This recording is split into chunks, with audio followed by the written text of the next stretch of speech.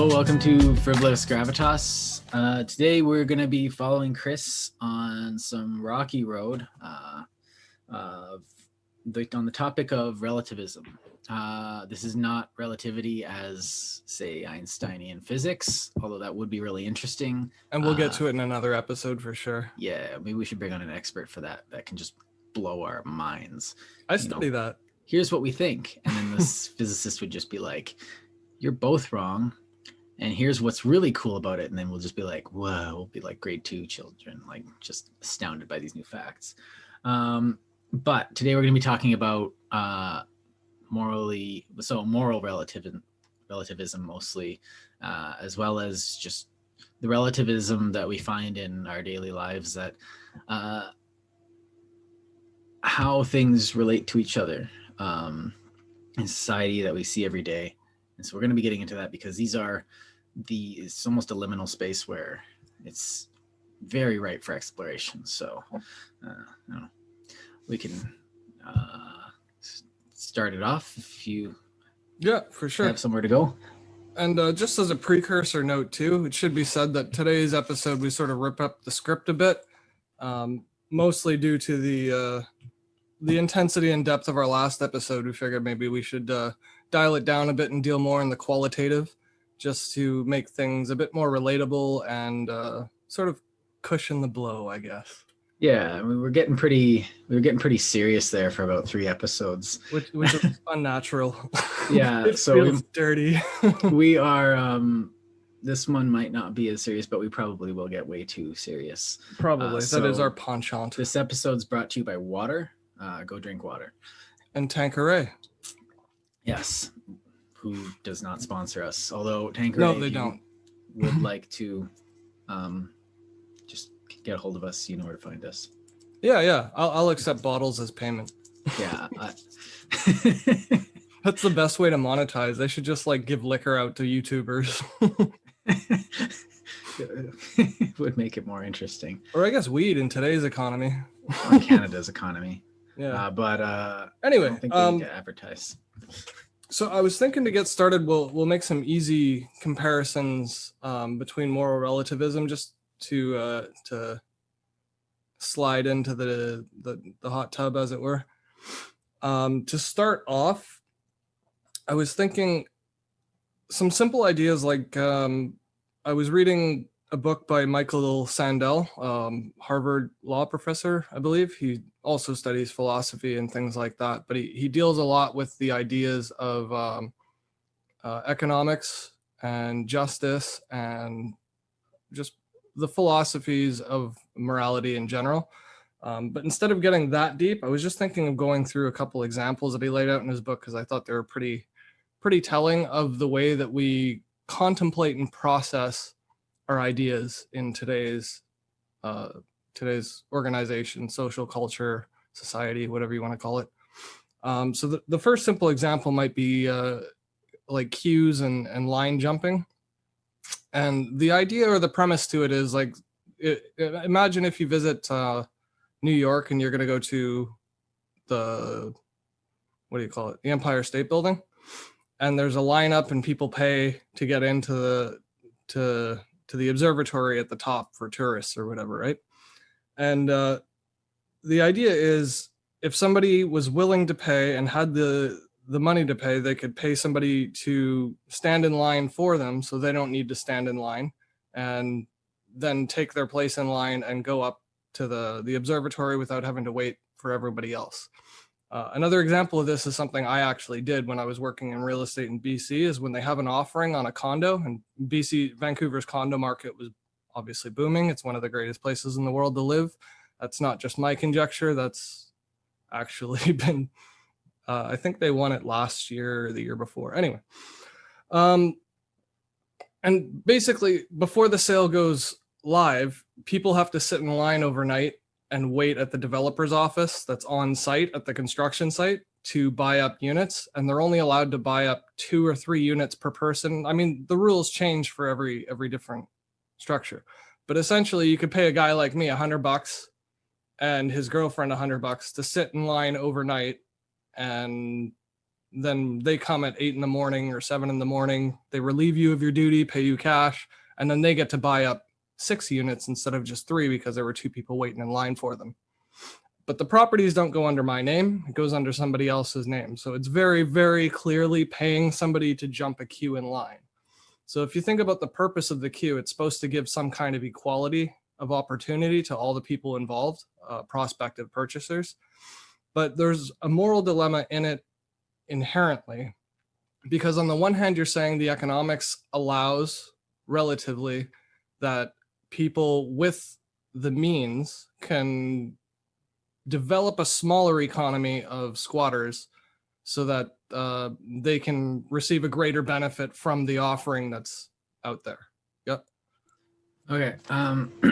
So you introduced this book by Sandel here. Sorry, I'm just gonna cut you off quickly. It's all good. Before we get too deep into it, because maybe we can table of contents this a bit. So just for the record, I haven't read this guy, although now I'm definitely going to have to read this guy. He's one of my favorites. You definitely have to. So could you, and this is his book, which book was this? I was actually referring to Justice, What's the Right Thing to Do, which is a 2000 lecture series, and also The Tyranny of Merit, and what's the other one called? What Money Can't Buy. Okay, so this 2009 book, which I guess he turned into a lecture series. But so could you, in just a short, brief thing, could you summarize his overriding argument that particularly this book Justice lays out? And yeah, essentially the premise is to articulate just the complications and dysfunctions of systems that already exist.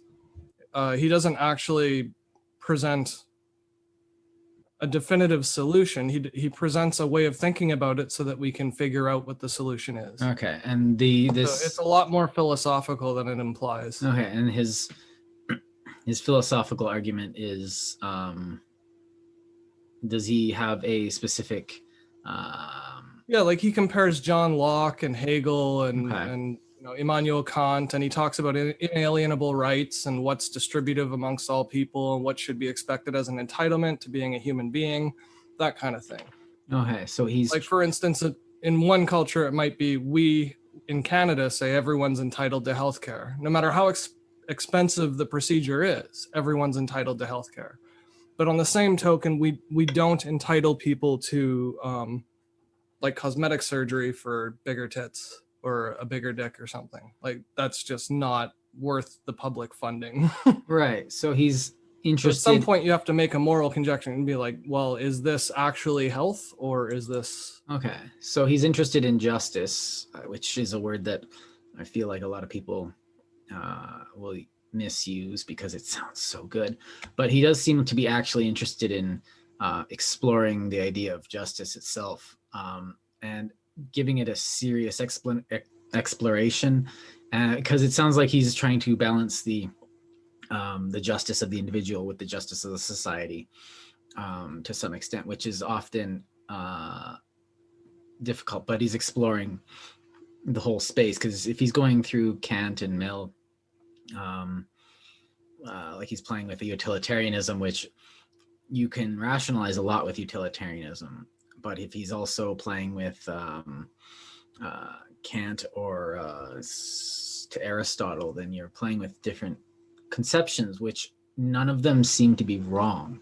There's just, you're looking at justice from a different perspective. And so when you put them together, you can get a better idea. And then when you put that lens over our society, you can get a sense of that. So it's very much like John Locke delving into Aristotle so that we can go into John Locke's philosophy, right? Michael Sandel does his own philosophy and he just predicates it on a bunch of other philosophers. From, like, in my perspective, in my point of view, my personal opinion, in 100 years, they could be looking at Sandel as like a current day philosopher.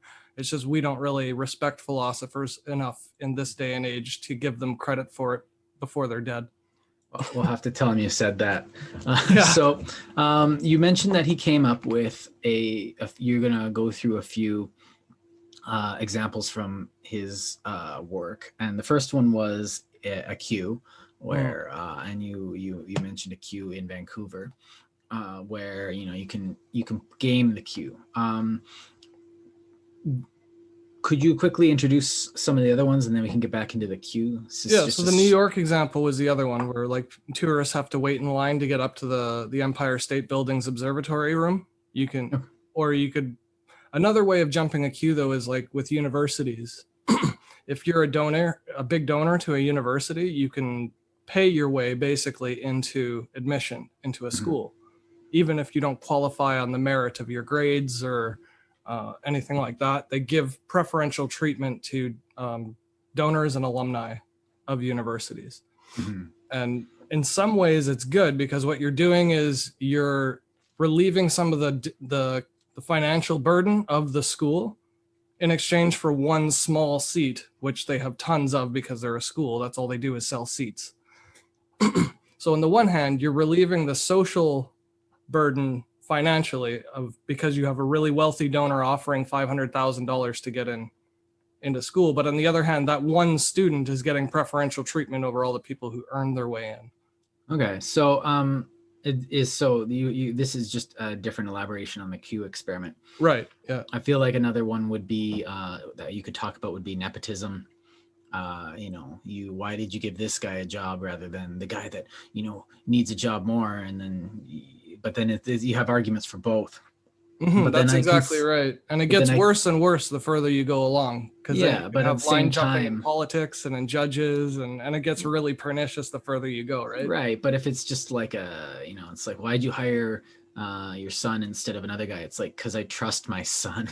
Yeah. Like, that's the other side of it. Is like I hired a known factor, and you know what? What's wrong? It's I'm giving another person a job. Might as well be. And it's like an apprenticeship. What's the difference? If right. you offer somebody your son an apprenticeship because you're a master carpenter, why would that be terrible to teach your son carpentry and pay him? So to get to the heart of the issue, it seems to me that there's two sides of this. You can. So again, we have this relative issue. So I'm gonna keep bringing that in. I'm gonna, as the host, I guess today, I'm gonna keep. Yeah, you got to rein it in for me. I'm just gonna keep shoehorning this in because you have this relativism. So you have this guy waiting in line, and someone cuts into him. It could be something as banal as ice cream or toilet paper in our day and age, but it doesn't matter because on one side you have cheating, and on the other side you have work smarter, not harder, and they're both right. So because he is gaming the system to some extent, but at the other side it's like, how can I want to benefit the most from this. How can I do that? And you put some thought in, all the equations start flying around your head. It's like, got it. And so you play it a bit. Now, I had a rental guy who would just yell at he would intimidate his rental, the people that were renting from him, and to be like, oh, you need to be paying for this and this and this and this, and you're never going to have any, like, demean them and tell them they couldn't get any better places and blah, blah, blah. And all I had to do was just say no to him. So to me, he was being a jerk, but to him, that's just doing business. It's bad business. Yeah. And he had to pay for it because he died of a heart attack. So high blood pressure will get you. But we have this space between perspectives that we've been playing with forever. And some people call this justice because, one of them is right. And I think Kant would say, like, which one is right? And Mill would be like, well, which one is more right? Which isn't wrong because there is value to each one. Now, I tend to lean towards Mill saying, well, does one of them cause harm? Because even in the same situation, one may cause harm with different people and one may not. So you have to look at it circumstantially. So this is where the relativism comes in, and the relativism in circumstantial, because Kant was very, this is the right thing, do the right thing, the moral thing. even if it kills you, even if it, impoverishes you. Just do what's right, because in the end, Kant's thing came down to because heaven, God's will. This is what is intended. He based a lot of his stuff in Christianity, which, though seems wrong, isn't actually a bad basis for it. When we get the same with Locke, where he bases all his rights on, well, if God created us all equal and we're all equal as humans, then don't we have all the same rights? Like, isn't this hierarchy of rights dumb? Which, if you replace God with nature, it's the same argument. It doesn't matter. We're still born in nature equally as just organisms. So the fact that God is a space doesn't really matter, because when you come back to it, the morality, where the morality comes from, isn't so much as a result of the morality. The morality has issue towards that. So when you, I'm starting to word salad here, so I'll bring It's it not back. word salad if it's coherent. Yeah, it was getting incoherent there. I used the word towards very dubiously. What I'm getting at is the morality itself is almost in the eye of the beholder. And I think that's where we are as a society, is that, well, if it's okay for them, it's okay for me. But if it's okay to skip the line, but then there's circumstantial stuff. So we always have to sit down and see. So if a guy's buying a seat for, he donates $10,000 to the school, and it seems like, he and his son gets a free chair. Cool. Now, the thing is that from the perspective of me, who was probably pretty chagrined at having to pay all my school in cash, I did pay in cash. I could have paid with a check, but I paid in cash because, well, I'm gonna make you work for it. I'm sorry, payroll ladies, you did great. But the thing is that feels bad for me because of the initial surface level thing. But even if that kid's getting a free chair at the university, I'm still benefiting from an increased, that expenditure and that donation into the university. And it can be something as good as, like, they can buy more security to keep me safer, I guess, on campus. So, but it's like, a bigger library would be good. A new search system for the library website. That's not free. They can hire better professors. Who knows? But that money does go into the school. So the nepotism, even though it seems like cheating, he still has to. It's still not a free ride for that guy. It's a free ride for the kid, and how he uses that becomes a different. So we have this moral triangle here. We have, the business magnate paying the money. So he's not getting anything for free. I'm benefiting from that payment to the university. I'm still chagrined that this guy, the student, is getting it free. But at the same time, I'm still having to pay, blah, blah, blah, blah, blah. I'm still having to pay these exorbitant fees, but that guy's getting it for free. So obviously the relative thing between me and him is going to be at odds. Now, how he uses it changes the relative equation immensely. If that guy goes on with his free education to give back to society, to start, the foundation for troubled kids that need university or something, then, well, ethically everything was good.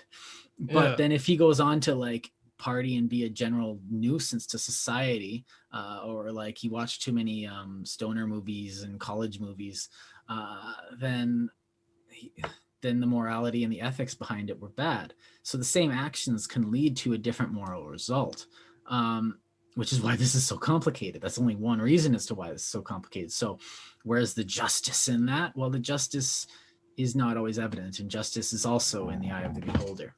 It's also a matter of scope, right? So the further, and I think that's really what you were articulating there, was saying, like, what happens with that student, like, after he graduates and stuff, because the grades themselves aren't free. Getting the admission, he still's got to graduate by his own merits, right? So it's not entirely a free lunch for him. But it's sort of like Justice Kavanaugh getting through school on his daddy's money, and then, sexually assaulting girls and having drunken binge parties with his friends, and then becoming a Supreme Court judge because he's, we'll say, politically compassionate towards. He's corrupt. I'm just gonna say it outright. Yeah, that's good enough. He's corrupt towards. I can't really save that one because, well, this is Plan B for that student. He used it immorally, and now then he benefited from it. So it comes down to the idea that, and I think we can't really ignore this enough, is that to the rest of us this seems like cheating, not like almost like video game cheating. Like, well, he gets the cheat codes, why don't we get the cheat codes? And he's like, well, it's tough. So at some point, that's where it comes down to a matter of scope, though, too, because like when you want to talk about the cost and social benefit, there's an immediate cost, there's a bigger cost from the graduation, and then there's a long-term cost to a lifetime appointment of a Supreme Court judge who's only 40 years old or whatever he is. Right. So like that's a huge cost that nobody could have foreseen when they were letting him through school to get daddy donations. Right. And you don't know if you can't really play Minority Report with these people, because then, well, we're all capable of evil. In fact, we all do evil. In fact, and you don't know which one's going to be the next Ruth Bader Ginsburg or Bernie Sanders ahead of time. You have to let them play out their lives and get educated and figure out their own ideas through their Ginsburg education. was weird though, because she died at like the right moment to make her a saint, and if she had died at any other moment in history, no one would have remembered her. Like, that's period. not true. She was my foray into feminism. I never supported feminism until I was like 19 or something, when she started fighting for rights of men, because to me it was, relatively speaking, as a man, I'm not morally against women having equal rights, but to have all these movements that marginalize me because of my sex felt sexist. So like the feminist movement was sort of pushed rationally by Ruth Bader Ginsburg in the sense that she defended men and women equally for their own rights as human beings, just as Kant would have. So a lot of people wouldn't call that feminism. But it's interesting you articulate feminism as equality. It's kind of brings me back to class I had in it was a class on the history of New York, and we were reading the dating of it was these girls that were dating, and they were going on expensive dates. These poor girls going on expensive dates with rich guys, and they were like essentially being like profiting from it. And this was a common practice, it kind of still is, but it was all about the women's perspective, because we had the women's perspective, and it was actually really interesting. But I was like, okay, what about the men's perspective? Like, they're 50% of this equation. They're the ones paying for all these meals and dates and clothes and like these trips to Coney Island. But the professor, who would always give me a hard time, and thank you for giving me such a hard time, he was just like, Jordan, are you arguing in a women's history class? So the particular class was women in 19th century New York. That was that particular class. The topic of that day, and I was like, you arguing for a male perspective in a women's history class? I was like, yes. So you want to know what the men felt about feminism and women in the 19th century? It's like, yes. And I went, but only half of it. Okay, that makes sense. And I was like, oh, that's why I liked him, because he was willing to stretch a little. And that's sort of where it becomes complicated. It's in that scope, because without being able to see the future and know what the outcome is, you don't actually know what the cost is at the time of making the decision. So it's sort of getting back to what you were saying about finding what's most right or more right, rather than actually absolutely right. Well, I think that's the relativism I wanted to get into today. Well, that's hindsight too. Is like a lot of that is, how could you have done this? It's like, what? Well, how could we have possibly known? Well, you need to be held accountable. It's like, yeah, but like, how much? And like, well, who appointed Brett Kavanaugh? It's like, that person needs to be held accountable for Brett Kavanaugh's actions. It's like, no, Brett Kavanaugh is an individual who can be held responsible for his own actions. So we're like looking for the root, like, why don't we punish, so like, how far do you want to? And so at some point it's like, because like at one point you have an immoral action and an immoral person or a moral group doing immoral things. On the other end, you have people wanting redress to such an extent that it in itself becomes immoral. So yeah, we all have to pay for our crimes, but I don't really want to get into justice itself, because that's a rabbit hole and we're going to start splitting hairs really quickly. But justice would be a completely separate topic, because that lecture series is like 16 hours long. So I just wanted to use it as a cursory example. But what we're talking about is like abject moral, amoral actions. So things that we all agree abjectly immoral. Killing. So things like murder. Everywhere in the world agrees that murdering people is wrong, but different places scale it differently. So like a northern Indian person from India might feel morally justified in killing their own daughter if their daughter sleeps around before marriage, for example.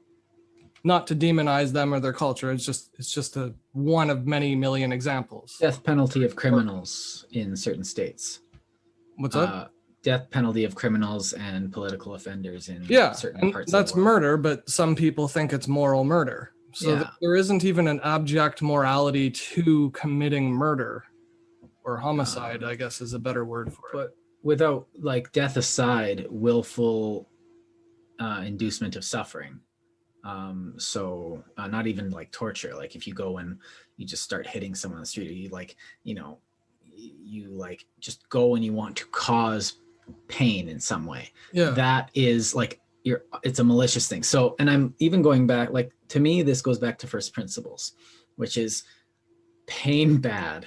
And I know this is so simple and so rudimentary, but this is kind of where I want to start and I think this is kind of where Bentham started, even though he's like, well, then we just have to get rid of pain and unhappiness and then everyone will be happy. It's like, thanks, Bentham. New world. Yeah. Now it's obviously not that simple, because then please define happiness. And then the Greeks are like, oh, I've got a thing, but nobody really liked it. And then other people are like, well, happiness is just when I'm happy. It's like, okay, no. And other people are like, well, it's a chemical reaction. Other people are like, well, it's the absence of pain, which I would call contentment. But the thing is that death is pretty universally a bad thing. People are generally unwilling to just die. But then there's genocide. Very diplomatic. Where hundreds of thousands of people agree with it and go out. Yeah, but let's just keep it to the first principles. Death bad. We can all agree. Okay. But pain. We don't all agree, but that's okay, yeah, but that's the thing. We can all agree that if we had a choice between life and death, with a sound mind for ourselves, a sound mind, that we would choose life. And generally we're programmed to choose life. Okay, so moving on. Now, pain. Pain is something, it's literally unpleasant. It's unless you're, of a sound mind and body. Even not, we would generally choose to have no pain over pain. It's like, what about masochists? It's like, I hear those voices in class. Those like, what abouts? It's like, just keep going for it. Fringe mental case. Yeah, outliers prove my rule, buddy.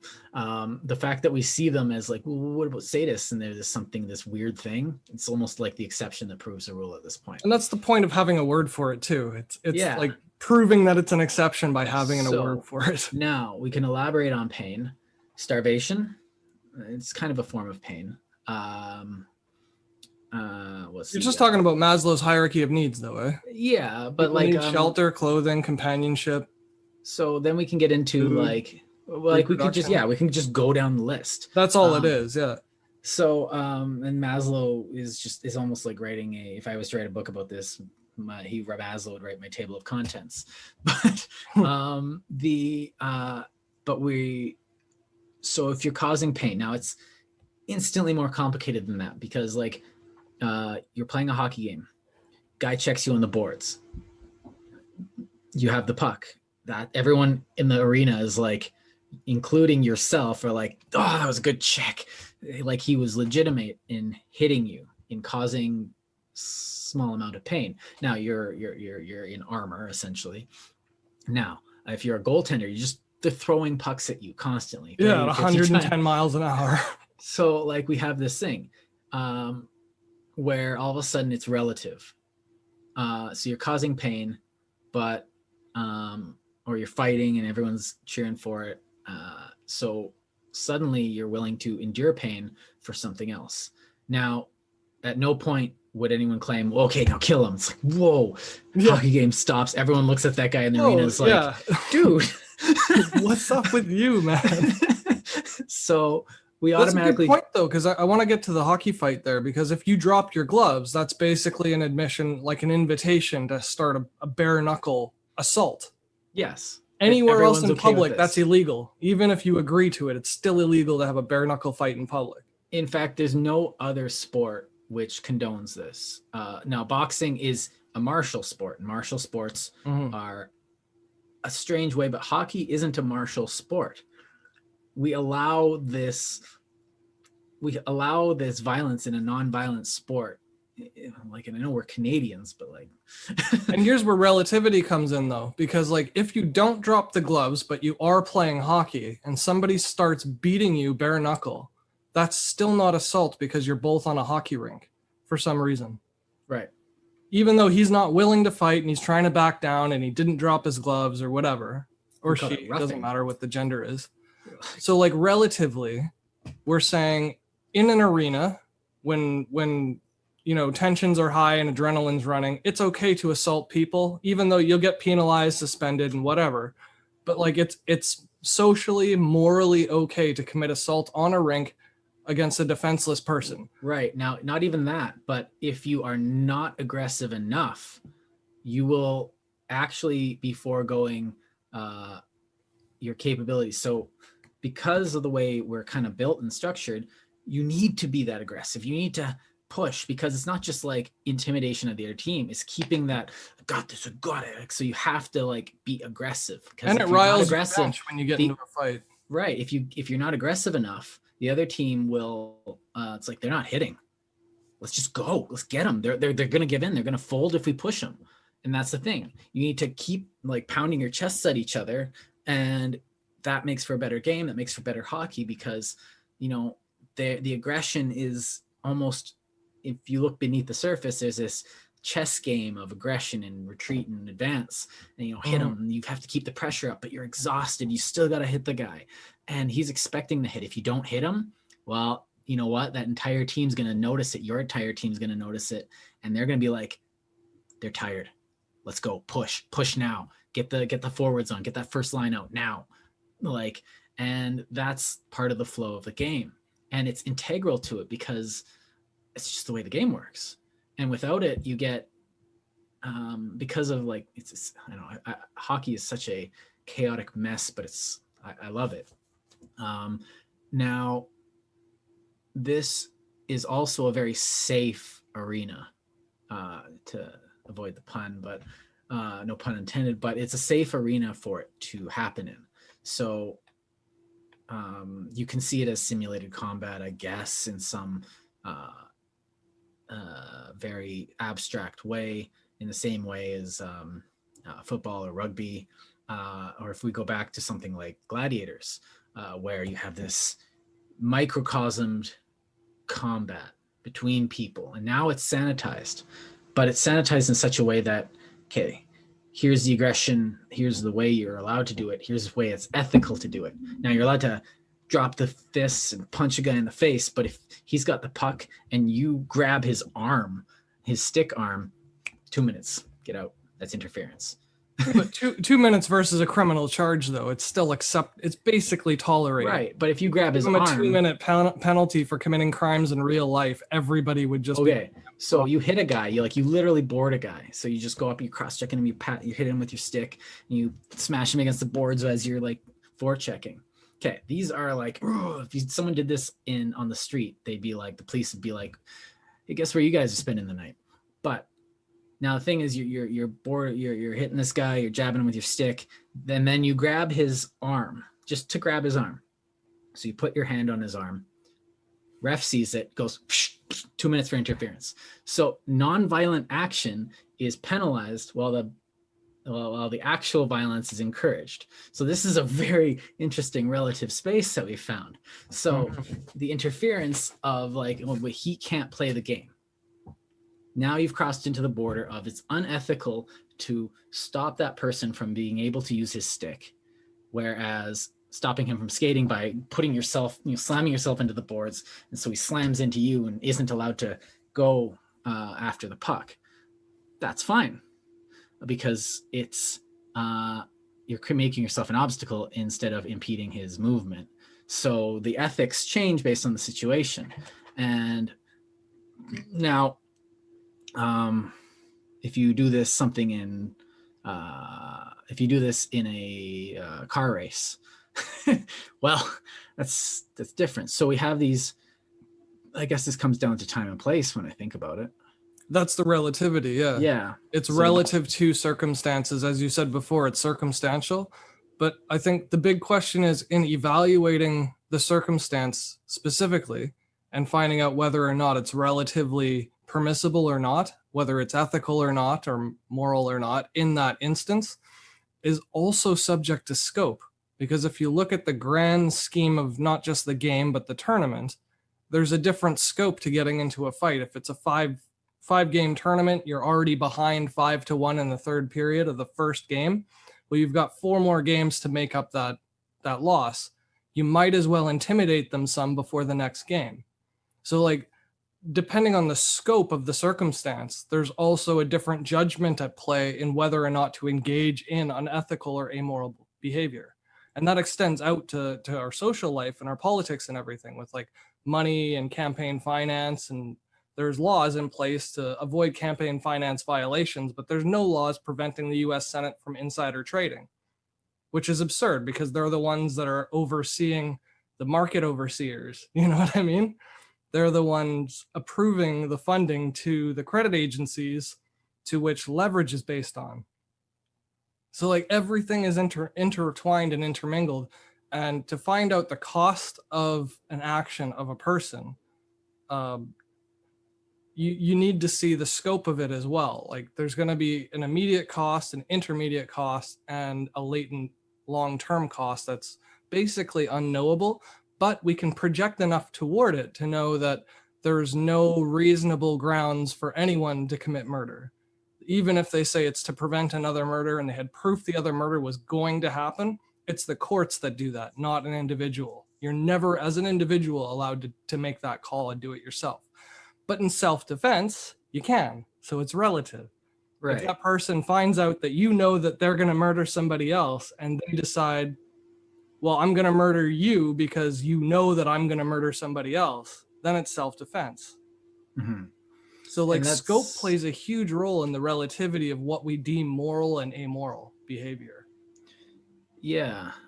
Self-defense is really interesting in itself because it's defined in different places in different ways, like even in different states. Are you supposed to stand your ground, or do you have to retreat, or are you expected to defend yourself in a different way? But at the same time, I kind of keep coming back to Locke in this, where is someone impeding? Is someone putting themselves in a state of war with you? And he gets into this specifically, and he says war is just any state in a civilized society, I'm paraphrasing, where someone is putting themselves in a place to impede on the natural rights of others, the natural rights being property, life, health, and liberty. So liberty including freedom of speech and freedom of thought, expression, and all that. So if someone tries to kill you, well, that's your right to live. If someone's trying to hurt you or your family, which are seen as dependents, so your children, they're impeding on their rights and your rights, your property. So if someone's coming and be like, this is mine now. And this goes on the individual to the national or international level, because you have these people who have property. So if you are attacking another nation, all those individuals in that nation, their natural rights are being impeded. And I don't know if it's like it's a 300 years old, but I do like that idea of the conflict as being, it's not like just, well, they're coming to get you, because it puts it in a very, this is what's happening on a basic level when you're in conflict with someone in our society. Before it was just, animals acting upon animals. So you have an animal being hungry, so they chase down that other animal and eat it. That's not war. That's just nature kind of doing its thing. But he separated society from that, because we are creatures who can be like, I could just take that thing. The store owner's not lurking. You don't see any cameras. You're the only one in the store. Store owner's like got headphones on for some reason. He's just like, yeah, I love this song. And he's facing the other way, and you're just like, I could just take things. But then you think, but I won't. And this is the difference. This is the morality thing. You come and say, I'm not going to put myself in a state of this. So, but then force we've delegated towards private actors, not public actors. Sorry, that would be bad. Well, we've also made mercenaries out of like BlackRock and everything. How so? BlackRock? Sorry, I'm not familiar.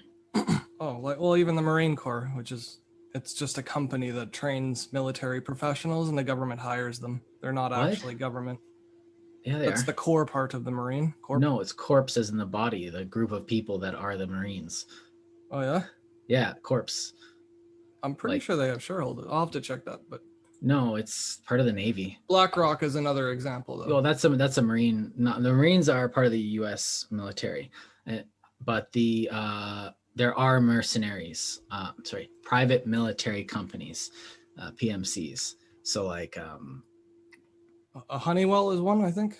Might be. They changed a bunch of them because everyone's. Well, they get sued and they change the names. Yeah. Yeah. So like you get like Raytheon does a bunch of stuff, but like a lot of stuff Raytheon does is really benign. Like it's like they hire laborers to peel potatoes and make food, which are private military contractors. But then they do actually have those ones that go out and do military missions, which is usually bodyguarding or intel acquisition or person acquisition.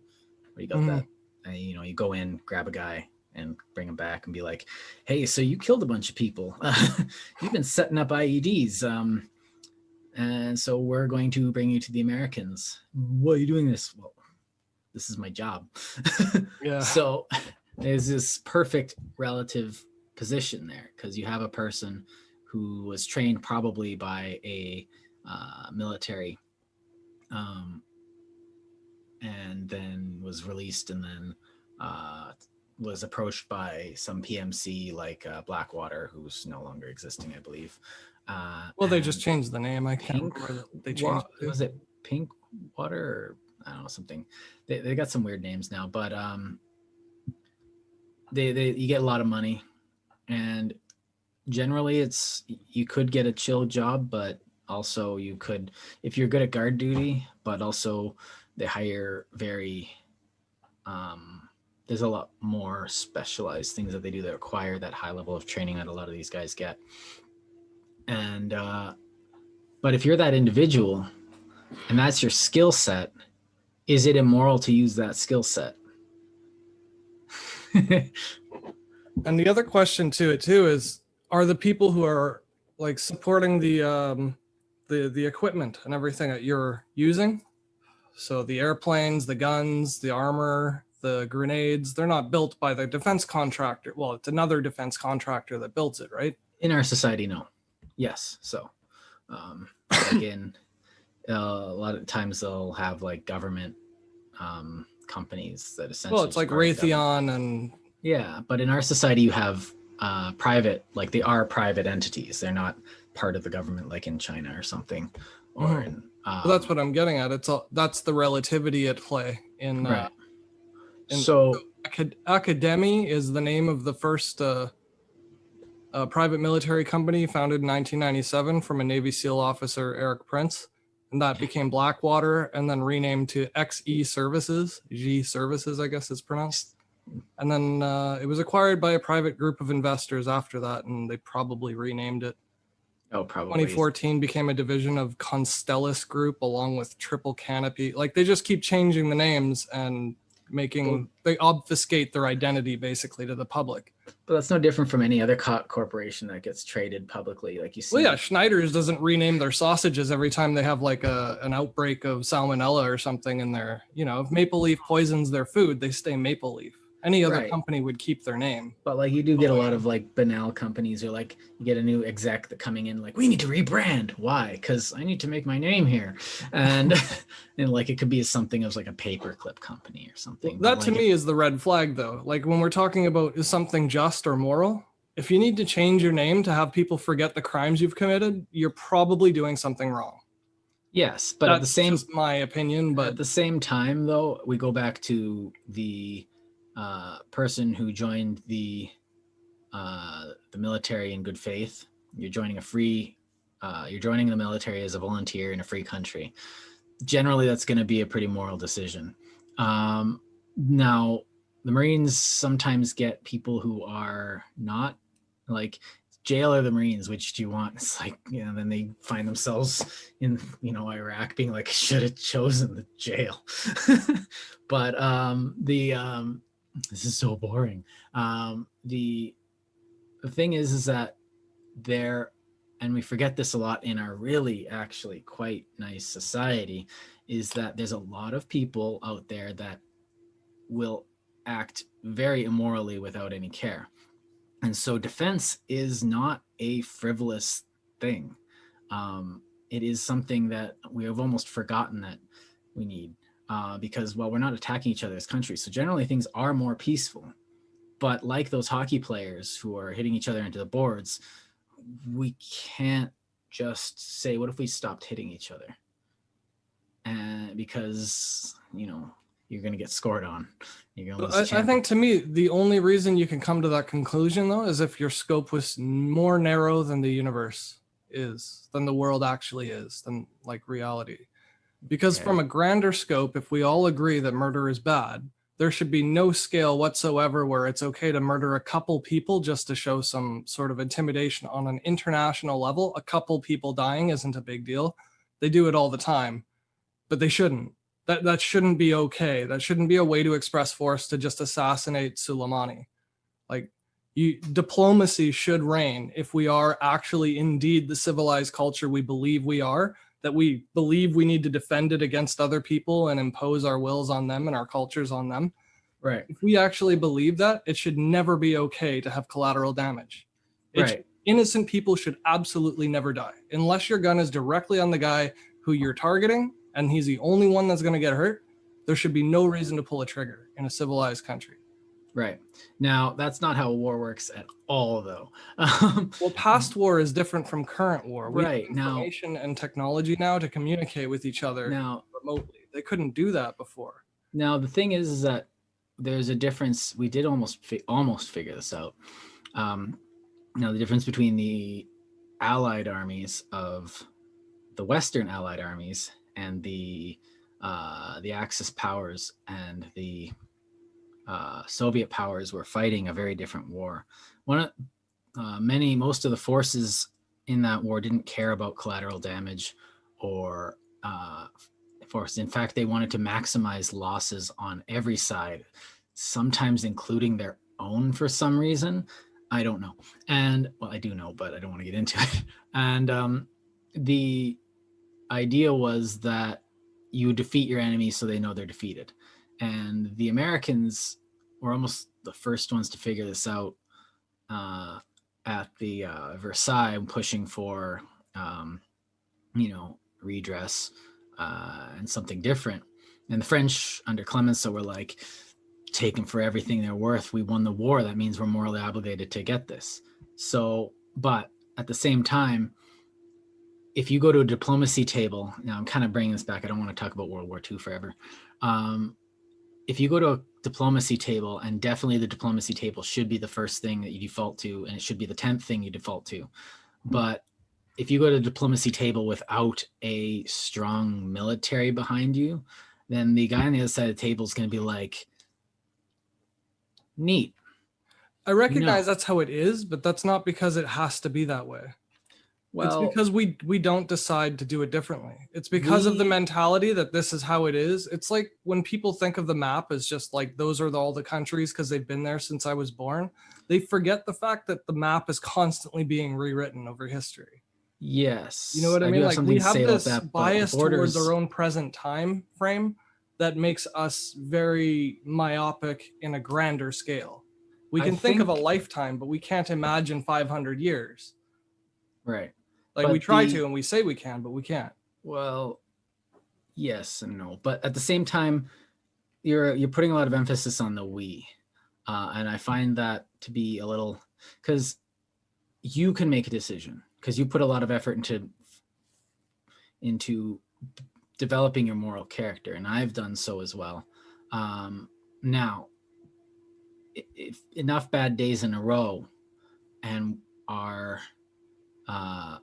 reliance on our moral structures could degrade, and this is fewer bad days for a lot of other people, and some people don't care, and there's a lot of people out there who do not like. I can't just expect everyone on the planet to just be able to choose the right thing or even see the righteous path. And I think it's disingenuous to assume that we could all just find the better way if we discussed it, because I think there's a lot of people out there who it's like, just kill them all. Well, why not? And it's like, oh man, you're messed up. It's like, but that's the way that guy is. How is that not the same mentality of like 1920s physicists claiming that there's nothing left to discover in physics? Like it's just I'm not saying we shouldn't narrow-minded. try, but like, no, but even if it took 500 years of you getting the short end of the stick because you're being diplomatic and constantly being nice to them no matter what they do to you, even if it took 500 years, it would start at year one, but at least it would get there in 500 years. If we don't do it and we try and match their muscle, it'll never happen. It's just not physically possible to change that mindset with aggression. You have to show compassion to teach people compassion. Right. Now, my thought is that it's easier to find compassion sitting on the world's biggest military arsenal. Canada and the United States, well, NATO and America would win any war that could be started against them. That wouldn't be a win, though. There would be no, it wouldn't. But everyone knows that there'd be if you attacked NATO and America, no matter what, everyone would lose. So, and we're lucky that it's actually just America and not, some other country, because it's easy to be moral sitting on this high horse. But that's why we should be the outspoken activists. Right. We're the ones that know better, that should be telling everybody to stop, even like because we know from our high horse. Right. We're the ones that can see over the hill. Like we're holding our nuclear weapons going, okay, let's break these. Third way time. We don't need this many.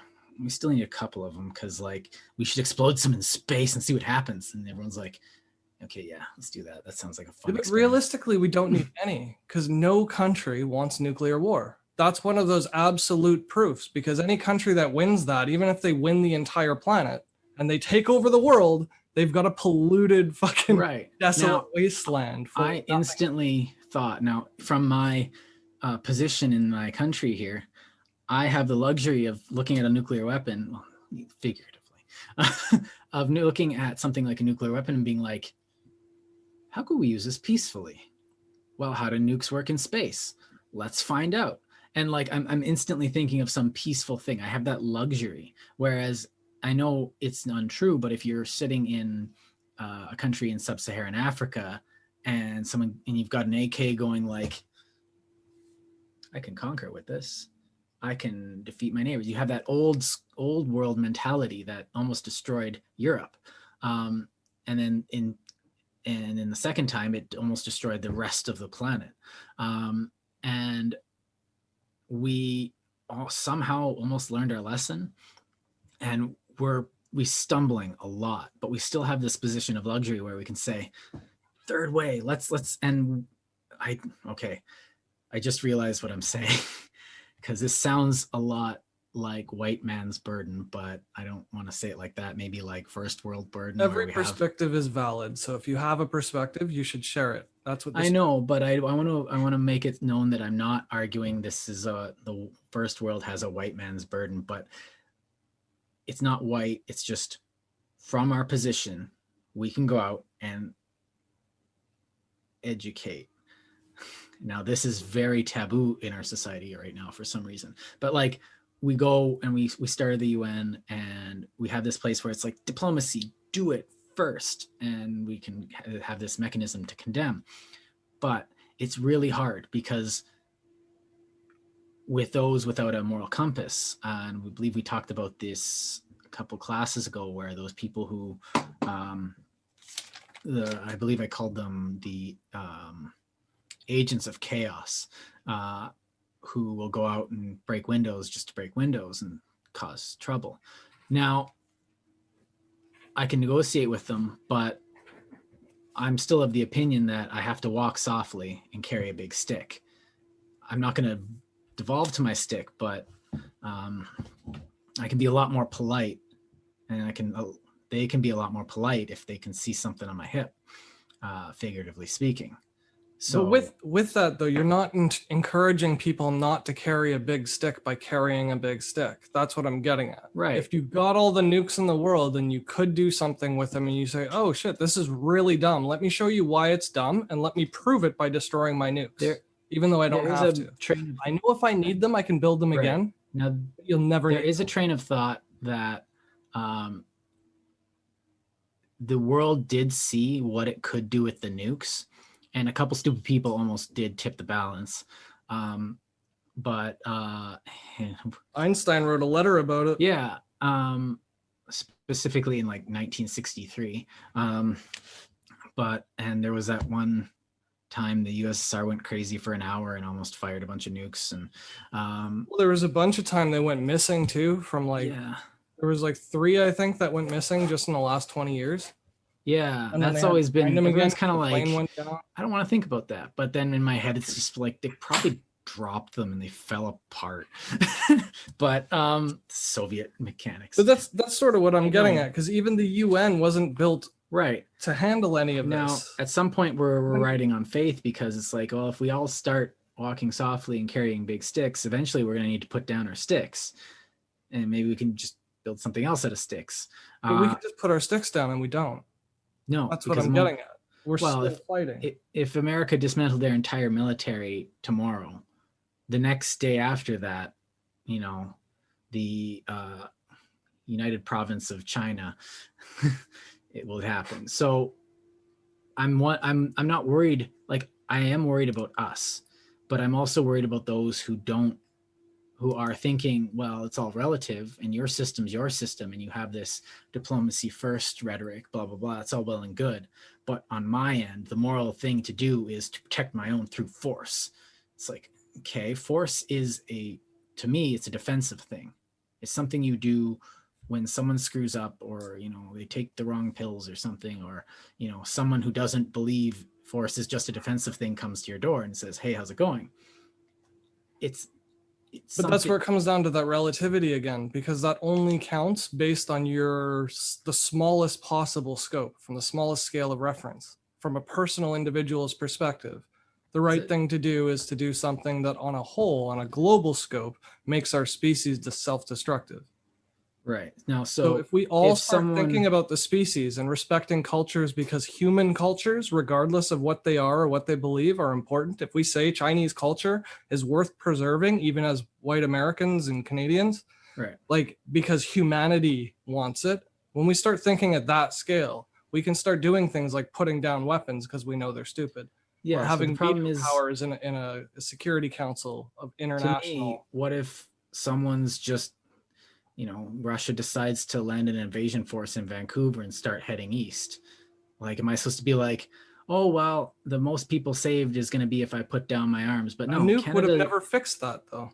A nuke would never have fixed that. Well, I'm not talking about nukes. I'm talking about conventional war. But yeah, so what I'm saying is you can put down a nuke because it has no bearing in conventional war, and everybody can put it down. And since we're sitting on the high horse and we can see over the road, we should be the ones that put down our nukes first. Period. Right, but if someone's marching east across Canada, I'm generally going to be inclined to defend myself. Yeah, and you defend my country. That's a short-term thing. That's a localized, independent event. Over 500 years, it will barely even be noticed. You Okay, have to but look big. right now the thing is do I just lay down my arms and say, "Oh, this is going to be the best for the like this is all for the best and the best of all possible worlds"? I Well, don't how see. you fight back is different from fighting back. Well, yes, obviously. So, So but if the you thing had the is, world's support because you were diplomatic and you've established yourself in a way that you have forums for courts and discussions that mattered or had bearing, Bush would be charged for war crimes. Mhm. Russia would be invaded by the world for Crimea because Ukraine put down their nuclear weapons, to the best of my recollection, in the 90s because of an agreement they made with the UN, saying that, you know, they'll have NATO protection if Russia invades them, or, you know, and then they didn't help them I think that was a because deal there's a veto between the power. Soviets and the Americans, where the Americans would take out their nukes out of Turkey if the Russians would take it out of the Ukraine. Um, Well, Ukraine removed all of them, their own nukes too. yeah. And the only Canada reason they did get rid of relinquished their their own nukes. nukes was under the pretense that they were going to get defense of the entire world. But if the whole world is defending the whole world, suddenly you have no war. It's because Right. we exclude countries from these and Now, I veto really power to do want the to put courts. nukes aside What's that? because it's kind of like, yes, nukes are not something, nukes are on an entire new level, but um, should it be possible to mobilize your populace for war? War just shouldn't happen, though. If we educated Well, people, it wouldn't yes. happen. Well, if you educated people, yes, but this is That comes down almost to valuations. Like our comforts, are they worth 5 people dying of starvation somewhere else? right. You know, for extra clothes so that you can go out on a weekend and spend $100 when that's the entire income of a family in Uganda and they have no power. Like, Right. to give But them power would cost like $2, that, but we spend 100 on a weekend just drinking so that we can get sick the next day. yeah, I don't really find No, that we to don't, be but I'm very just saying, useful. like, But that's the thing, a though. We very have that in common society, and I try thing to and do. like I can limit my consumption of certain things and pick where it's coming from because I've put effort into, you know, my actions need to be as morally right as I can make them according to the way I have seen to be best, And the same as far as method I that can you tell. did for that, But we could apply to countries. right now, the thing is that even within my own community, there are people that don't give a shit. There are people that like, oh, I don't care what my clothes for. I like buying clothes. I'm just going to keep doing that. I'm just going to buy the new thing. It's like, yes, but the new thing is completely unnecessary, and you're buying it. Like, there's a lot of dubious things along that workflow. So, Or like cell phones is a perfect example. that's exactly what Throwing I'm out thinking of. working cell phones, $800 pieces of like high tech equipment, and just leaving them lying around because you got another subscription and a free phone. Like, Right.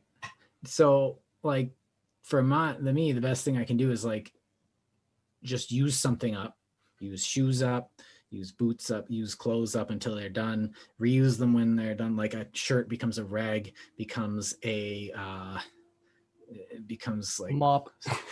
becomes like, and then that becomes like I can like use it to clean up grease and stuff, and then use that rag to start a campfire or something. So the reason that helps though is because of the big game. Because if everybody did that over time, there would be so little demand that they would stop producing it. It's not right. that you're doing it today is changing how the business runs today, but your lifestyle over time is what affects the actual change in the economy. Mm-hmm. That's So what you need to do I'm politically. voting with my actions in my wallet here, but at the same time, a lot of people just don't care, and they are generally educated better than they were 100 years ago, 200 years ago, definitely 300 years ago, and we still find that there is a I don't want to think about that. Okay, well, you know, what about, you know, your shirt came from this like Miqueladora in Mexico. Those women aren't getting paid like very much, and they have long hours, and it's barely ventilated. Oh, I don't want to think about that. I like this clothes. It's like, yes, but like, where is it coming from? Like, what is Yeah, I the think that's a process? false projection though, because you're expecting one person to know the entire system. And I'm saying all they have No, to but do, like, all they I'm have to do is trying. care about that there's a court, that one exists, that there is a bias, impartial, unbiased democracy at play. And then countries can cooperate. But as soon as you have veto powers and you exclude countries and you give certain people more votes and rights, it's not a UN, it's not a United Nations, it's just a hegemony nations. Well, Canada's like that too, where we Very much, claim to yeah. be free and we have these 6 different forms of citizenship, which, you know, it's like, oh, we're all equal. But then in the law, in Canada, we're not all equal. Yeah, and the which is very corporations have strange. the most human rights. Yeah. Well, if you're a French Métis Quebecois, you've got some pretty, born on a reserve, you got some pretty That's good that rights. social cachet. Yeah, and it's odd because I do like living in a free country, and I do like the ideas of, you know, everyone's equal under the law, unless you speak another language. But so if I learn French, I get more rights. But obviously, I have like more natural rights because now I can talk to another 60 million people without a translator. Like, that's just literally something I could do after learning French. But if And I that also to me learn, is a social benefit too, being able to communicate well, between it's just, languages. yeah, it's if I'm 6 inches taller, then I can reach stuff on higher shelves. That's just something I can do. Or if I If you can see really well, you can hunt really well, or something like that. Yeah, it's just, it's, I think we need to bring this back to, I think we're kind of getting into gray waters, and we need to bring it back to principles again. What we're talking about though is those principles in little blocks. Right. And the relativity is the fact that we're not looking systematically. outside of the blocks. The So- relativity aspect that I wanted to get at is these blocks we're making decisions based on very momentary small glimpses of a problem without analyzing the larger problem. So when I'm analyzing a chart for currency trading, I start out at a weekly chart where every bar is 1 week. You see like 20 years worth, and then you see what it looks like. And then as you refine your resolution down to like a 1 month chart, or from a 1 week chart to a daily chart and a 4 hour chart and a 1 hour chart and a 15-minute chart, then you can predict you can make an action now that's going to affect you in 5 minutes. And the way to make money in trading is you wait until they all line up. When your near term lines up with your medium term, with your long term, you have like a much higher than 50% risk of being right or wrong, up or down. It's a binary guess. And if you just take a whole bunch of those bets statistically, because you're starting off from a high vantage point, seeing what the whole goal is, and then refining your focus as you go down in steps. That's how relatively we could make better decisions if we looked at the whole situation holistically. Sounds a lot like the problem is the aligning yourself with the lining. I kind of keep thinking of Jordan B. Peterson's aligning yourself with reality. And I also think it sounds a lot like certain ideas of Zen or Tao that we talked about previously, where you like, so if you are anti, I don't know, if you don't like capitalism, but then you go work for a financial firm, you're probably not going to be too happy. Now, there is a place for finance. It's a lot of people, but like if you are ethically opposed as an individual to that, and you decide to go into that, then you're probably not going to be able to find too much happiness there, given your relative position to those actions. Now, there are things that you could put yourself relatively towards that would be good. Like maybe you could go into something that would help the environment. Maybe you could, there's a lot of things you can still do and not go into finance. But at the same time, I have that in myself. So if I was to become, I don't know, I find baseball really boring. To bring it into ultimate banality, I would not find happiness or even meaning in playing baseball. But if you give me a hockey stick, I'll just be right as rain. But now it comes to me that if you align that, when you're talking about these this hierarchy of scopes, that when they all align, then you're probably on a good path, and that tells you you're generally on a good path. And I feel like that's going to be a lot different for everybody, because the path is going to be different for every individual. But in these cases, we should be able to expect absolutes. Right. Well, nuclear war doesn't benefit anybody. There's not a single sane person that can make a rational case for a nuclear weapon. Even in defense, it's not a good retort. The existence of nuclear weapons makes it harder to make the decision to go to war. And it's been argued that without them, we would have continued doing conventional Now we have war. A global assembly. All we need is a functioning global assembly. Right. We don't need them now, but they helped in the process. You know how expensive war is? Like, your people hate it. Right. It costs tons of money. They would much rather have a skilled diplomat go to a United Nations and say, hey, US, you guys got really rich from slavery. Why don't you give back to some of these black people whose lives you ruined? Yeah. And then you can have a global discussion about the problem in the US rather than a US discussion about the problem in the US. Right. Now, would you say that, now, given this all being said, that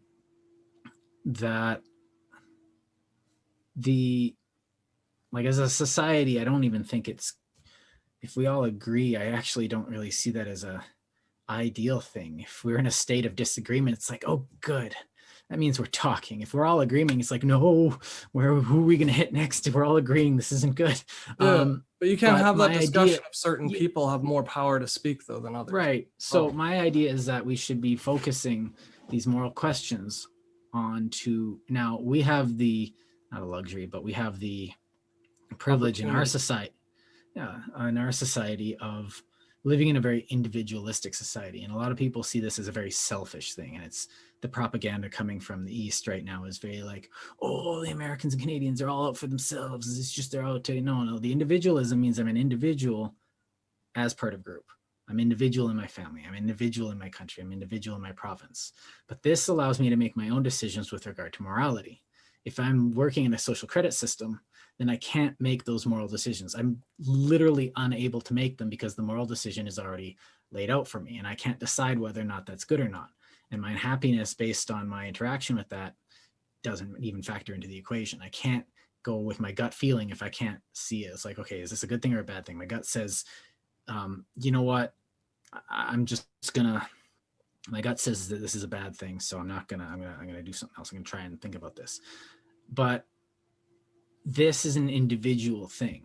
We don't think, and I think it's wrong to assume that we can make moral and ethical decisions as such large groups. And the larger the group gets, like a town council is one thing, but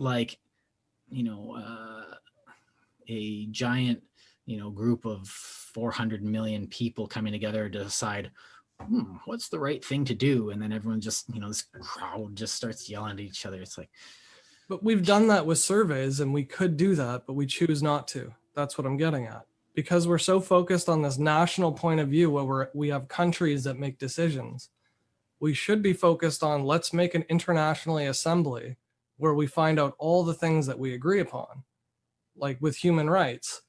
So you don't have a native discussion in Australia about Aboriginal rights and a native discussion in the US about Aboriginal rights, and then a native discussion in Canada where they're all trying to block pipelines and mining operations. They're all fighting the same problem, and everyone on Earth has a vested interest in them resolving it. Why don't we set up an international council about Aboriginal rights from imperial colonies? If I'm that's just common sense to me if you look at it from a world human perspective, as opposed to I'm a Canadian, I just handle Canada, or I'm an American, I just handle America. I'm a Canadian, which means I'm also part of the human race. Canadian is just one level of that. Yeah. But I'm also like, the most important level of this is I'm me. And the thing is that we're not attacking problems like that. We're attacking problems like we're just one country. Well, I think that's I think that's a thing that a lot of us are falling into nowadays, is that, you know, we're finding a comfortable resolution to place our identity into. And that resolution is guiding our morality instead of thinking about it. So you find the group that you associate with, or you find the country, or the province or whatever in Alberta here. And it's a nice, easy issue because there's, they're right, I'm right, they're wrong. It's nice and easy. I can go back to doing it. But I don't have to think about it too much now. But when you're on the resolution of the individual, everything has to be thought out. And you do have to visit all those other resolutions. But we should start from the highest one and work our way down, is what I'm getting at. We're starting from like us or one level above us. Yeah, I don't think it matters where we start. I don't think we can prescribe a strict thought regimen to everybody. Everyone does think differently. No, but what I'm saying is, hypothetically, in a better world, in the way that we tackle all of these problems and not just one at a time, like how we actually fix things that are plaguing us, that's how you would have to do it. You'd have to look at it from a larger perspective down. These problems exist because people are narrowly focused. Like, right. They would have been. Some of these problems are narrowly focused. Like, I have been waiting in line for the washroom too long. Well, what's a societal thing to this? It's like, no, I need to knock on the door and be like, hey man, could you hurry up in there? Like, yeah, but that's a personal problem that doesn't actually affect anything. Well, it affects me having to go to the washroom. I'm a person. It's an issue. Right, but that is a very narrow part of the entire universe. That's what I'm getting at. That's not an issue because we're talking about humanity. Right. An individual's pissing doesn't affect anyone else on Earth, not even like abstractly. Why not? But a collection of people pissing requires sanitation. Right. You have to look at the big problem to realize sanitation is necessary for you to go pee. Right. That's so what I'm getting at. We're getting to, this is starting to sound like, sorry, I've just straight up forgot the word. That's all right. Like, I guess what I'm saying is, this is starting to sound a lot like Mill's utilitarianism, where what's going to cause the most good? Well, what do we need to deal with first? What do we need to deal with? What's the most important thing? And it's like, it's easy and it feels good to be indignant about things like, nuclear weapons and injustice and whatnot. But like, I don't really need to care about those things all the time and every time and take them into my account.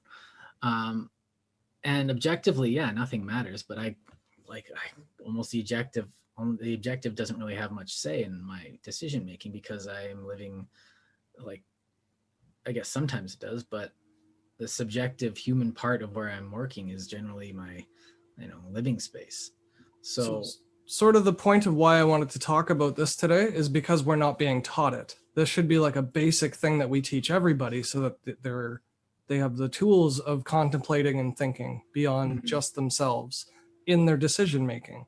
They don't encourage it though, at least not in Canada. The highest resolution of thought that comes into Canada is our Charter of Rights.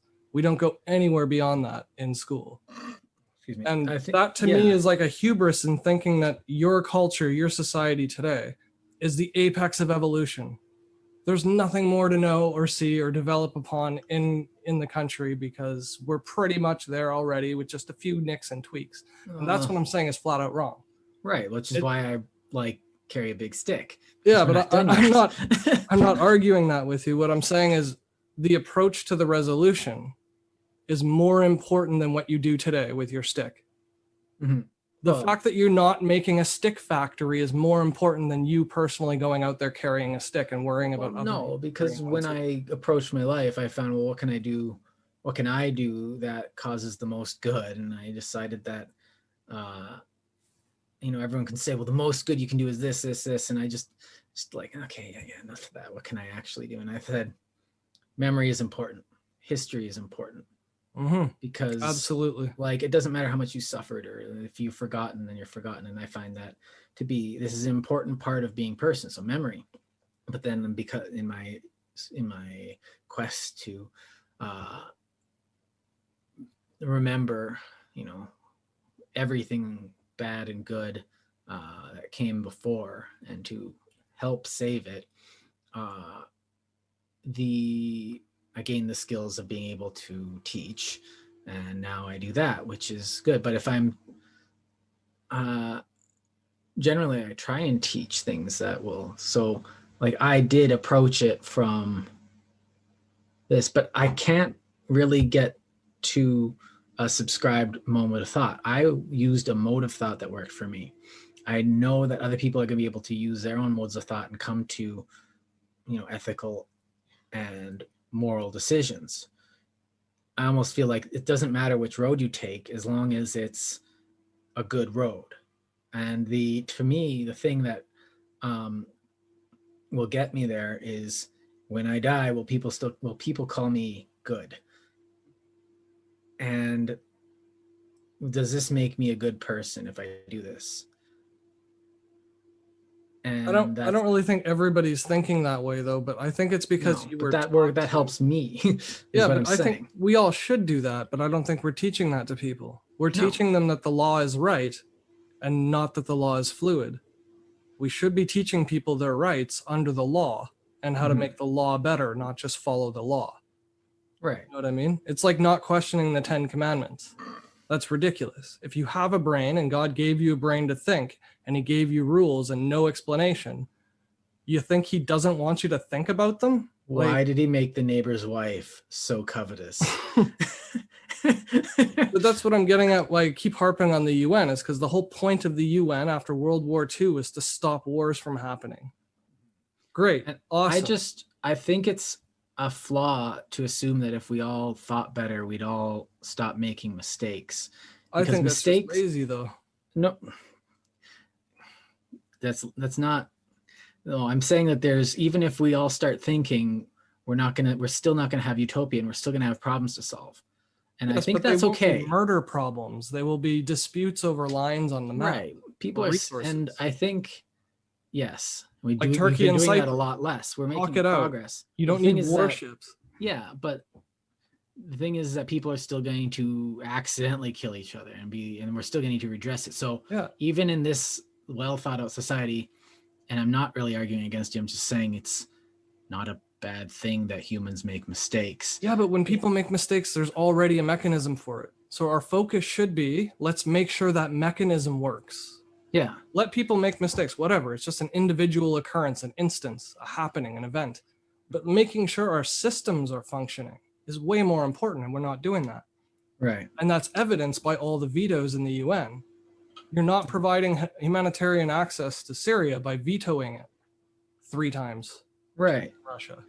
But I don't need, or the Venezuelan. If I accidentally hit the neighbor's cat with my car, I don't need the government to step in and mediate. If I go in and be like, I'm so sorry, I ask for forgiveness, I offer redress, and they say, we can work this through, and we come to an agreement as free individuals.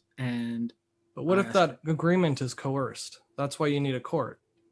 Well, if it's coerced, then I go to the court, because then I defer to the Leviathan, Hobbes' Leviathan. But if I don't need to defer to the court or the higher authority, then I won't.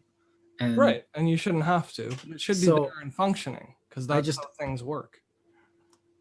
Yeah, to me, a lot of it is, I'll defer to it if I need to, but like the UN is not taken into any of my decision making. But it shouldn't have to be, because it's functioning. Once it's functioning, nobody has to think about it. Nobody has to think about where their palm oil is destroying islands in Indonesia, because they know the UN's already protecting the environment and securing markets elsewhere to diversify supply chains, for example, so that there's not just one country supplying the whole world and then that country shuts down. So my thought is, if I decide to buy a bunch of land and build my own nature preserve, do I need to go to the UN for sanction to do this? No, you should be part of the UN. Why should I even be part of the UN? Because that should be in your best interest as well, to not have anybody invade you. Right. And so that you have a say in what the world thinks is human rights and It's for little things like garbage, like where you send your garbage when China stops accepting it. Like they're selling us all this plastic and then we throw it out and we don't have places to put it. And we were fine paying China to take it off our hands. And then they stopped in like 2017. And now garbage is a crisis worldwide because nobody thought to talk about it first. This is what I'm getting at. The system itself is dysfunctional. We should be, not everybody in the world should be, I'm saying everybody who's intellectually savvy or interested should be engaged in fixing the systems that run the world. All right. That's how you prevent war. A nuclear bomb will not do that. Right. Now, what happens if I say something like, UN censures the Republic of Jordanistan for, I don't know, dumping oil sewage into a river that flows into another country. Mm-hmm. And then they censure me and I go, neat, cool story, bro. Dumb. And I just ignore the UN. But over time, that'll stop happening.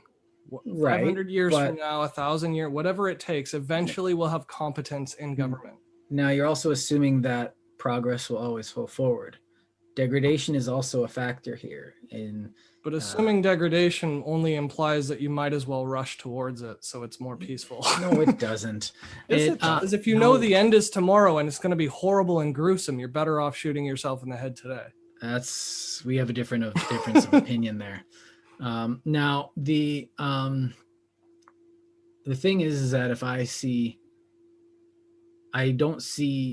everyone starts thinking right, and you get all this convergence of right action in one place, and it's all great. History doesn't really show us that that's how things work, that we'll get a convergence of right action for a while, and it won't last. It will slowly degrade everything. They didn't have technology back then, though. Right, but I don't think we can just put all our hopes into technology. It's a big difference being able to speak to somebody every day and only seeing them once every 3 years. Like there's a big difference to having technology and not. When you're talking about diplomatic engagement, especially with the whole public on social media, it's so easy to get a survey of what people think. You just ask them and they'll all tell you. They'll all post it on Facebook or something. So I think you're putting a lot of faith in humanity and that mistakes can't bubble, because history hasn't shown us that that's how people act.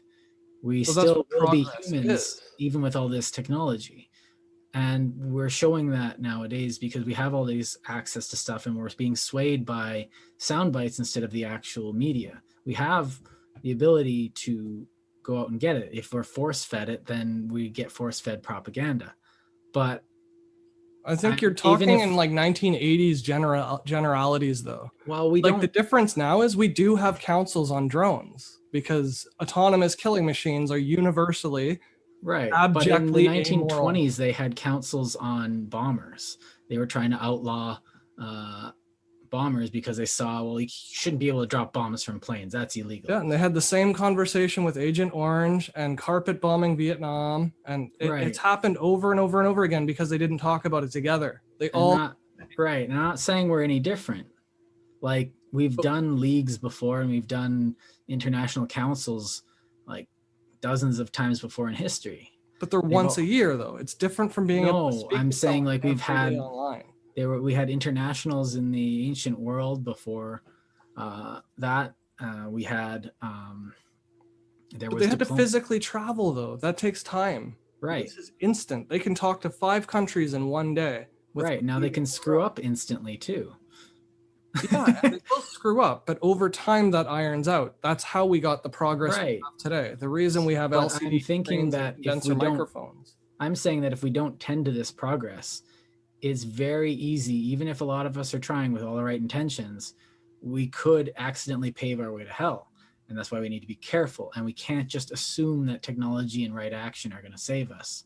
We need to act as individuals towards this. We can't just say the UN will save it. And if we get too reliant on the UN, people become complacent on it. But you're talking about an individual tiny fucking No, I'm point of talking view. about entire groups of people becoming complacent and reliant on a situation. You see the American government, You which have to did do that, though. That was the whole thing about our trust episode. You have to, at right, some level, let the professionals do their jobs. But you right. have to make sure they're doing a job in the But if first they're place. not doing it, they're in a state of war with me. Right. If But they're not doing their Lockean job, war. that is our current problem, though. Right. Not what the So individuals do underneath them as right. subsequent reactions. It's the fact that the system isn't working that we should be fixing. It's the Now highest order of destruct. you see something like the American system, which provided a lot of, especially from about the 50s to the 80s, which provided an unusual amount of progress in the world. And now a lot of people are becoming complacent and assuming that, you know, the US will just, the government will just fix it because it was just because it was so good before doesn't mean it's going to be so good now. And it obviously is, it's doing some weird stuff, but it's not doing what it's supposed to be doing. And you get a lot of, you know, Instagram stars and, you know, Hollywood people becoming presidents and senators and Congress people. And it's just, it's almost like a reality show now. And like, as with every new technology, there is a downside to it. And we can't just assume that, you know, we have a technology now, we can use it like this. And someone else is like, what if I just broadcast, okay, you're going to use this to broadcast information. Well, I'm going to use it to broadcast, you know, naked pictures of people and say, you know, just nonsense, and people are going to more easily watch that. So yes, and as an individual, but as a group, when we are generally tending to become complacent about something that we could use to, if we reformed it with this new stuff, we could use it to do great good. Now, But that's exactly what I'm getting at, is that if we're not complacent and we're going to do something, the smartest thing to do is the highest order of repair. right. Do you get what I'm saying? Yes. Like, if we're going, for those people who are dissatisfied and don't want to just trust the big black government, it should be theirs to also contribute to control. They should have the option to manage their own government should they be inclined to do so. And that's what protesting and activism is, because on a small relative basis, you join a larger crowd, which is relatively more impetus for action from the representative government. More That's authority. the point of it, is to be a small relative component to a larger one for a greater cause. Right. So what we need to do is make sure that protests and activism work. We have to make sure that's functioning. It changes government when government's not working, because that's a bigger problem than the government. What's that?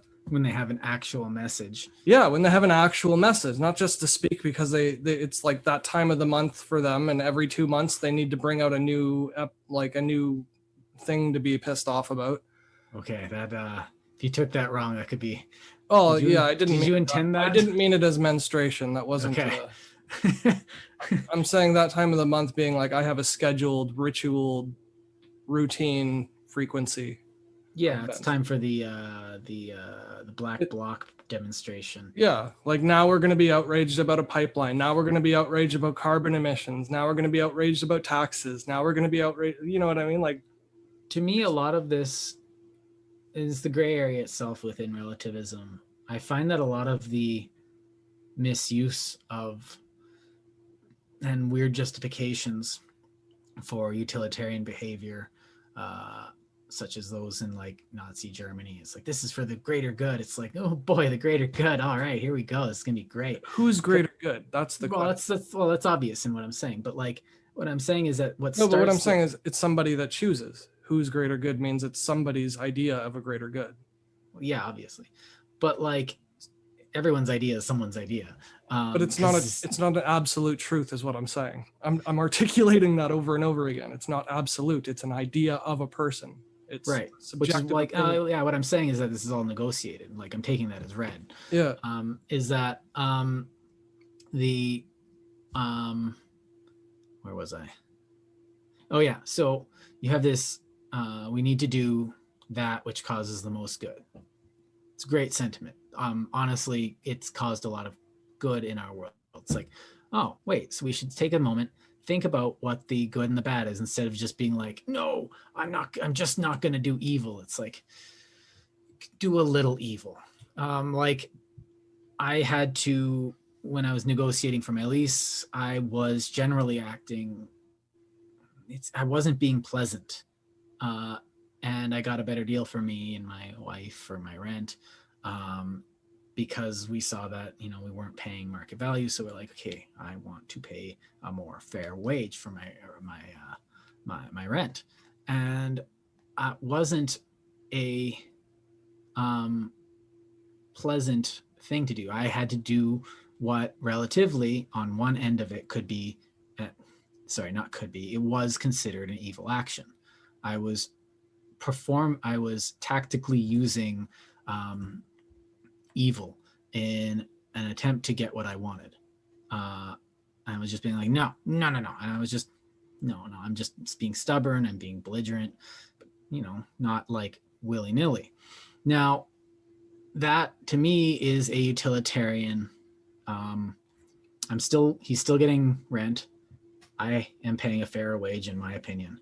So you have this utilitarian thing, but then you can use the utilitarian equations to do some gosh darn distasteful things. And I think a lot of that comes out of, and I think we underestimate this, is that the effect that fear has on people.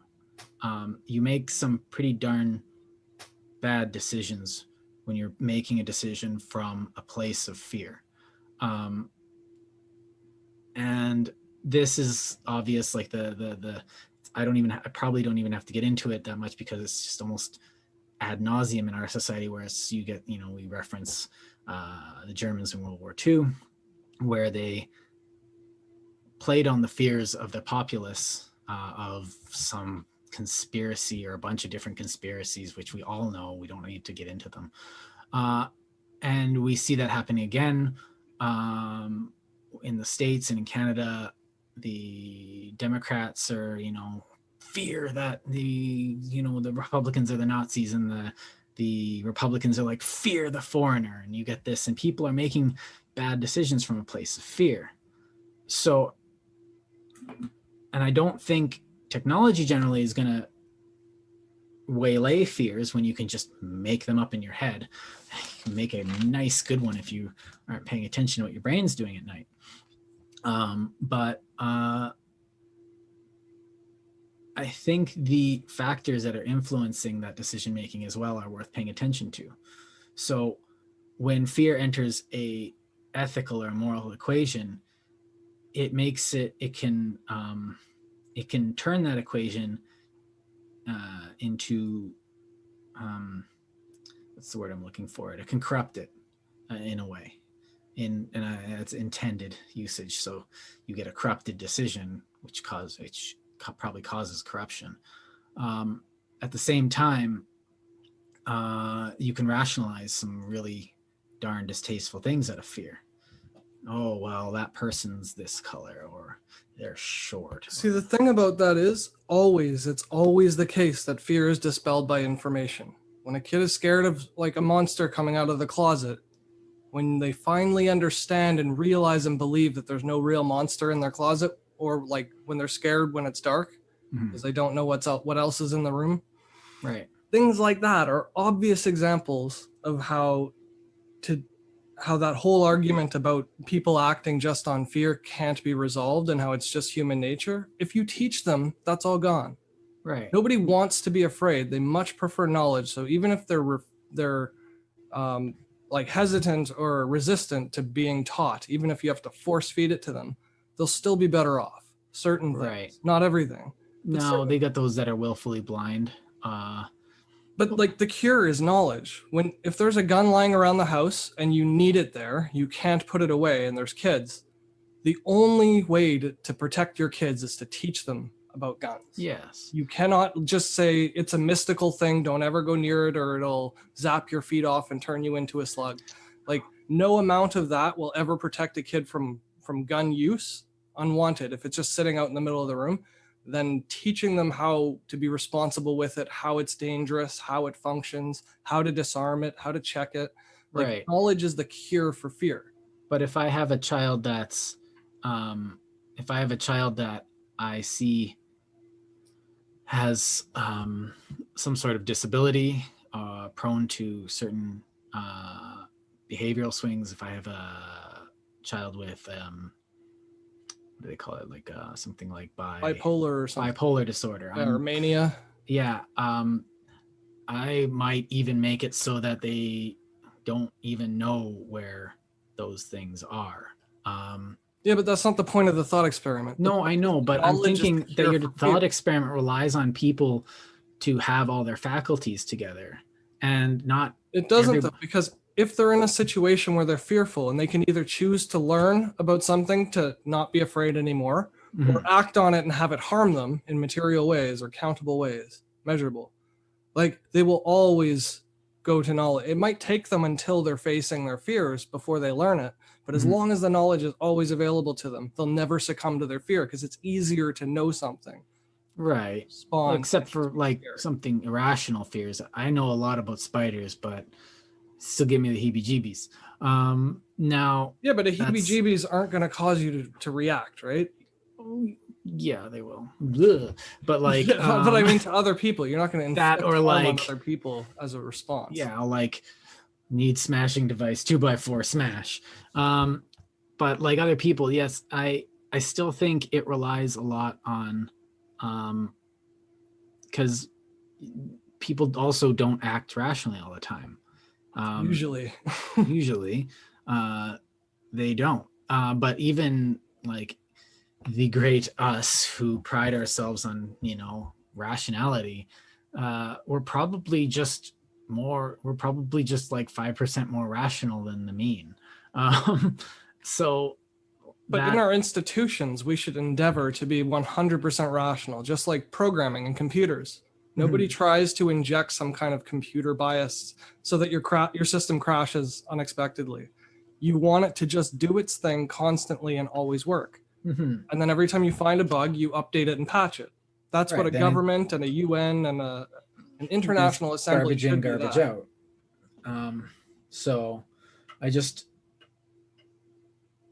I'm hesitant to 100% rationality though, because even me who does, and try to make rational decisions as much as possible,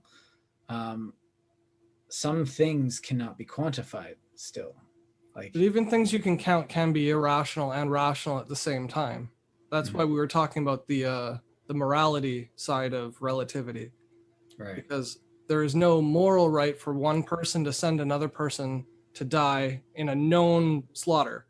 But from a country's perspective, it might be tactical for a government to send a squad in to distract them and then pincer movement, right? Come around the sides and get them from the back. But you're basically laying people out to die in the front line without telling them. It does make it better when you have a volunteer army. Well, still, nobody has the right to it, even if they agree to it. Like Kant would say, you have an inalienable right to life, and nobody else can say you have to go here, even if you consent to it. You don't have the ownership of it to give it away. It's just inalienable. It stays with you. Your right to live. You can't sell it to somebody or give or consent it. Right. That might be John Locke, actually. I'm not good with who said what, but it's either John Locke or Immanuel Kant. That sounds like Locke. Yeah. But I read him like a month ago, so I'd have to. The intention, though, of inalienable, like using that term, was to say it can't be taken out of the person and like transferred. It stays with the person no matter what. They don't have a right to consent to slavery. Liberty is just an inherent right that's in them as a creature. Right. So that's the founding fathers riffing on John Locke. So, yeah, that's the founding fathers kind of doing a John Locke cover album. Well, they bastardized it pretty good. They did their best. I really did like what they did with the they took a lot from the Iroquois, which I found was quite neat. I still can't find any of that after you mentioned it. You should describe that. Or maybe we'll take a break first and then you can. Oh, I don't know. I don't really. We could do another thing on the Iroquois. There's a lot of other stuff. Just the Iroquois parliamentary system was I tried. I couldn't interesting. find anything on it. I'll just send you some stuff after. But Like I I don't. found a bunch of those tree hugging things that just like, oh, they were so great, blah blah. But they never Yeah, there's a actually bunch of like get that. into There's specifics. Like I like architecture and design. They don't talk mhm. about like how they structured their society It's very much. mostly like how they structured their voting system and parliament where they would talk. But that's neither here nor there. I don't know how much because we've been kind of debating for an hour or so. I don't know. Oh, there's some like news stuff that we could talk about, Yeah. like the extraditions and stuff. I don't know how much I want to get into current events. I tend to come down on them. Well, just generally speaking, if you had a tech CEO that was, you know, flies internationally for conventions and stuff all the time, yeah. one day got picked up by customs in the airport and arrested. Mm-hmm. Are you allowed to keep them in your country, or do you have to send them back to their country? Or what about refugees who get across the line illegally? Is it relatively okay for the greater good of the nation to refuse all refugees to not be discriminate, or to pick and choose? Maybe the pregnant women can come in, kids can come in, seniors who are going to die soon, they can come in, who cares? Like, how to choose is all based on the relative scope that you're looking at the issue. To me, a lot of that, especially with political matters, is that a lot of when I'm asked about these things, I'm almost like expected to come down on it with a decision or a denouncement. And I've read so much history that I like, just like, oh yeah, that's terrible. But like, I'm not really willing to go beyond that and be like, oh, this person is an awful person. It's just like, they're just another person in history that's doing awful things. And to me, I don't really want to see that as jaded, but I don't want to just sit around condemning this, condemning that. Oh, that's good, that's bad. I don't find that to be very useful. How is that not useful? If we're not doing things that are rationally wise, why wouldn't it be wise to say so? Because no one gives a shit about my opinion. But now the other thing is that just that saying nothing something to do with reality, because condemnation isn't a very useful action. If someone says, "Oh, can you believe this thing this guy did?" and it's just like, yeah, probably. And but the question isn't this one person. Stop thinking about it as a specific case. I'm saying, generally speaking, is it okay? Is it morally justified to extradite people to countries that might, say, torture them? Like the US tortures people. We have an extradition treaty with the US. The US says that they want to arrest somebody who's not Canadian, who's in Canada. They can force you to arrest them if you come across them, and then they get extradited to a country where torture is legal thanks to the Patriot Act. Well, how do we know that people that are coming into Canada as, say, something like refugees are going to be model citizens just because That's irrelevant. People choose their own destinies. If they commit crimes, then you prosecute them. You don't pre-prosecute them. You let them live their lives according. But we have Canadian values where we don't justify torture at any cost. So we won't extradite to a country who will commit torture, except the US. You know, and then there's certain other fringe cases where they haven't classified it yet. Like Haiti wasn't classified a crisis yet, so they couldn't call Haitians refugee. Like those types of things in the system is what we should be looking to fix as activists. We're not just condemning people in certain situations and one thing at a time just to be nitpicky. This isn't an effort to just like, oh, look, I would have done this. I wouldn't have made this mistake. That's not what we're doing. Yeah, I feel what like we're doing is we're pointing out the mistake, just like, we're pointing out the solution, and we're saying systematically how to stop it from happening again. That's the point. So it's like, oh, we didn't let any refugees in, and I could say something like, good. But like, that's what we have immigration for. Just stick them in the immigration queue. Like, they're a refugee. But those people should be having this discussion. That's their job, and they're not. Now, they're following a policy written by other people who aren't having this discussion. Right. In Congress and the Senate and Parliament. And those people are getting elected based on votes. So all it is a popularity contest. They're not interested in forcing these higher orders of government to do their jobs. Right. That's the problem. It's not this one extradition case. It's the fact that this persists. That's the problem. The system on a whole. But there's a whole bunch of other cases like it, not just extradition. Right, but it's like something like, oh, this is gonna get me like shot. Well, But, burqas or, you know. But no, not like burqas, but like you mentioned Ukraine. Now, the Russians take Crimea and that little bit of border, and you as the government of your people are looking at it going like, okay, we have to condemn that, obviously, because that's, we can't just have people doing that. And then somebody in the back's like, it's Russia, though. Are we willing to lose millions of people in a legitimate war over the Ukraine? Russia has. And the guy's like, ooh. Well, they did discuss it. They just didn't discuss it publicly. Well, that's because they don't have to. Right. Vetoed it right away. And if they didn't do it, China would veto it because China wouldn't want them to have the power to control it, an autocratic nation, right? So it's in their best interest to maintain their power. Go to war anyway. China's a paper tiger. Fix the problem. Right. So well, you're not going to fix diplomacy when they're just like, mine.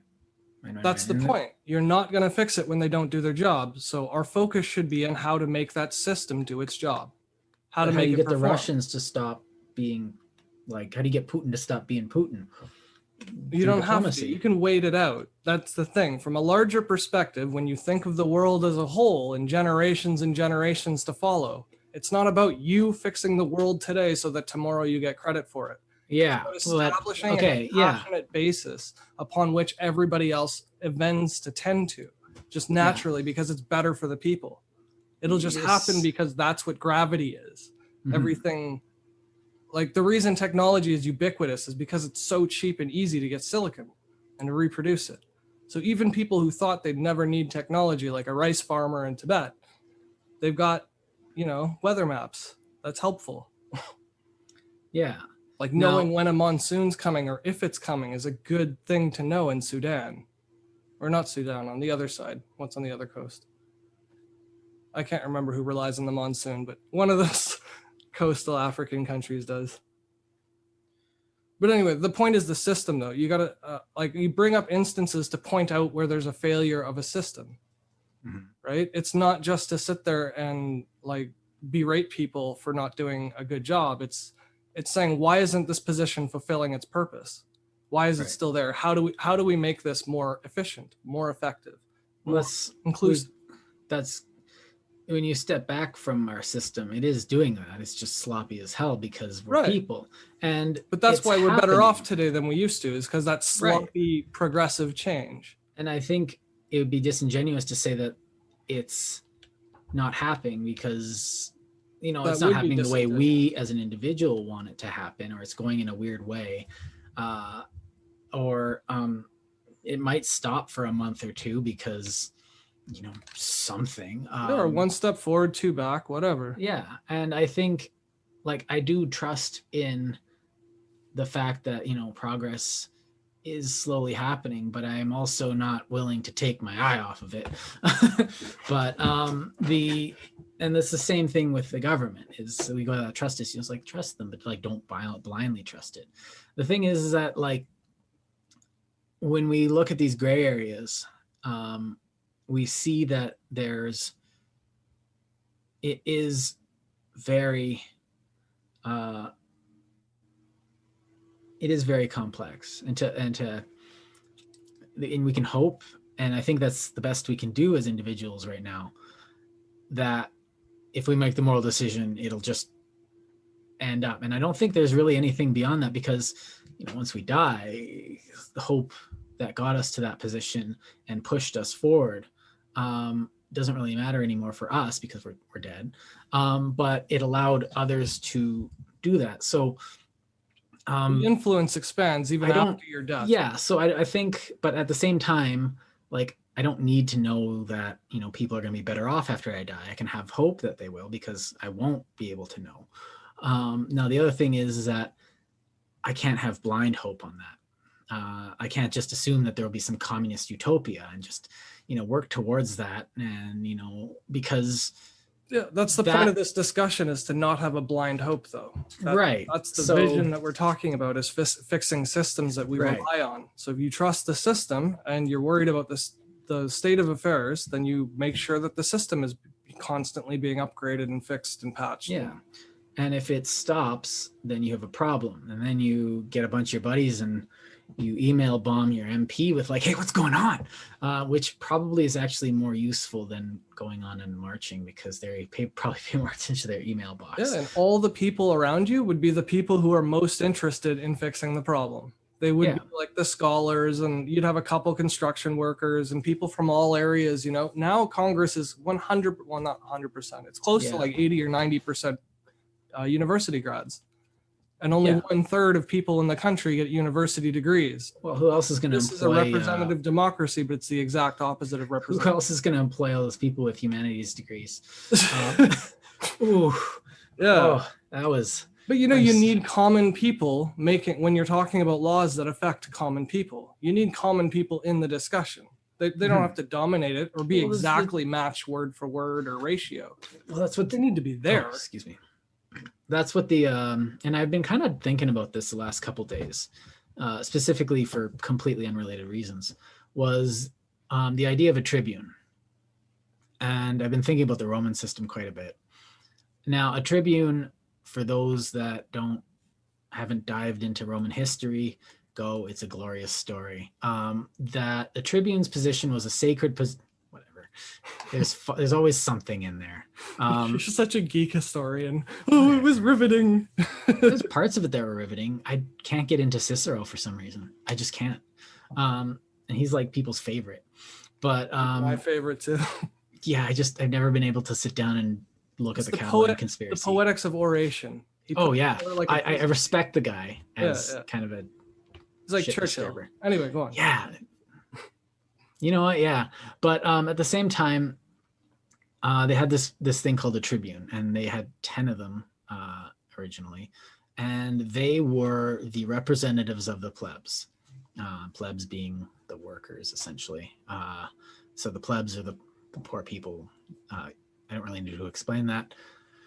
But the plebs would be talking through these guys, and they had veto powers over anything the Senate would do. So if it hurt the plebs in any way, the tribunes would just be like, no. So it was in the best interest often for the senators to get the tribunes on the side of the on an issue. So which led to corruption and stuff, right? That's a different story. Actually, that's actually a bit of a different story. But yes, no. It was used preemptively. Let me get it. Knowing it. Let's just not say, well, it was corrupted. I don't want to instantly. No, I said eventually it was corrupted, as in everything gets corrupted eventually. So I don't really. Let's just forego cynicism for a second here, and this was a sacred position. So if you hurt them, if you kill them, they become you're essentially bringing like bad juju onto your house, and you get enemy of the state kind of thing. Yeah, you are. If you kill them, not only are you hurting your family, but the gods are going to do something really bad to the city, and we can't have that. So protect these. And eventually they lost. Look up the Gracchi brothers. And essentially they were calling for reforms in the bread dole. The poor need more to eat, blah, blah. And they were really, really pushing it. And one of the Gracchi brothers was killed. And this kind of signaled to everybody that, hey, wait, we can kill people in our political discourse. And this was still 100 years left in the Republic kind of stuff.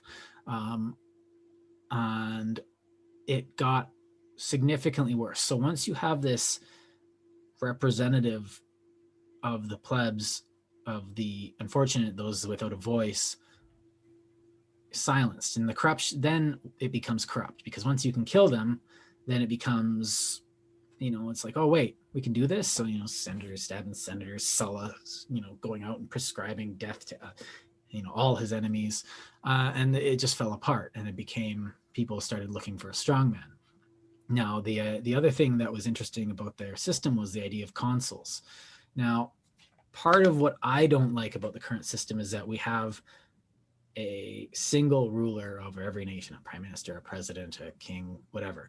And we look to them. It's like, oh, is Trump's going to fix this? Oh, what's Trudeau going to do to fix this? What's Trudeau doing? Oh, I can't believe Trudeau did that. It's like we have one person to point to.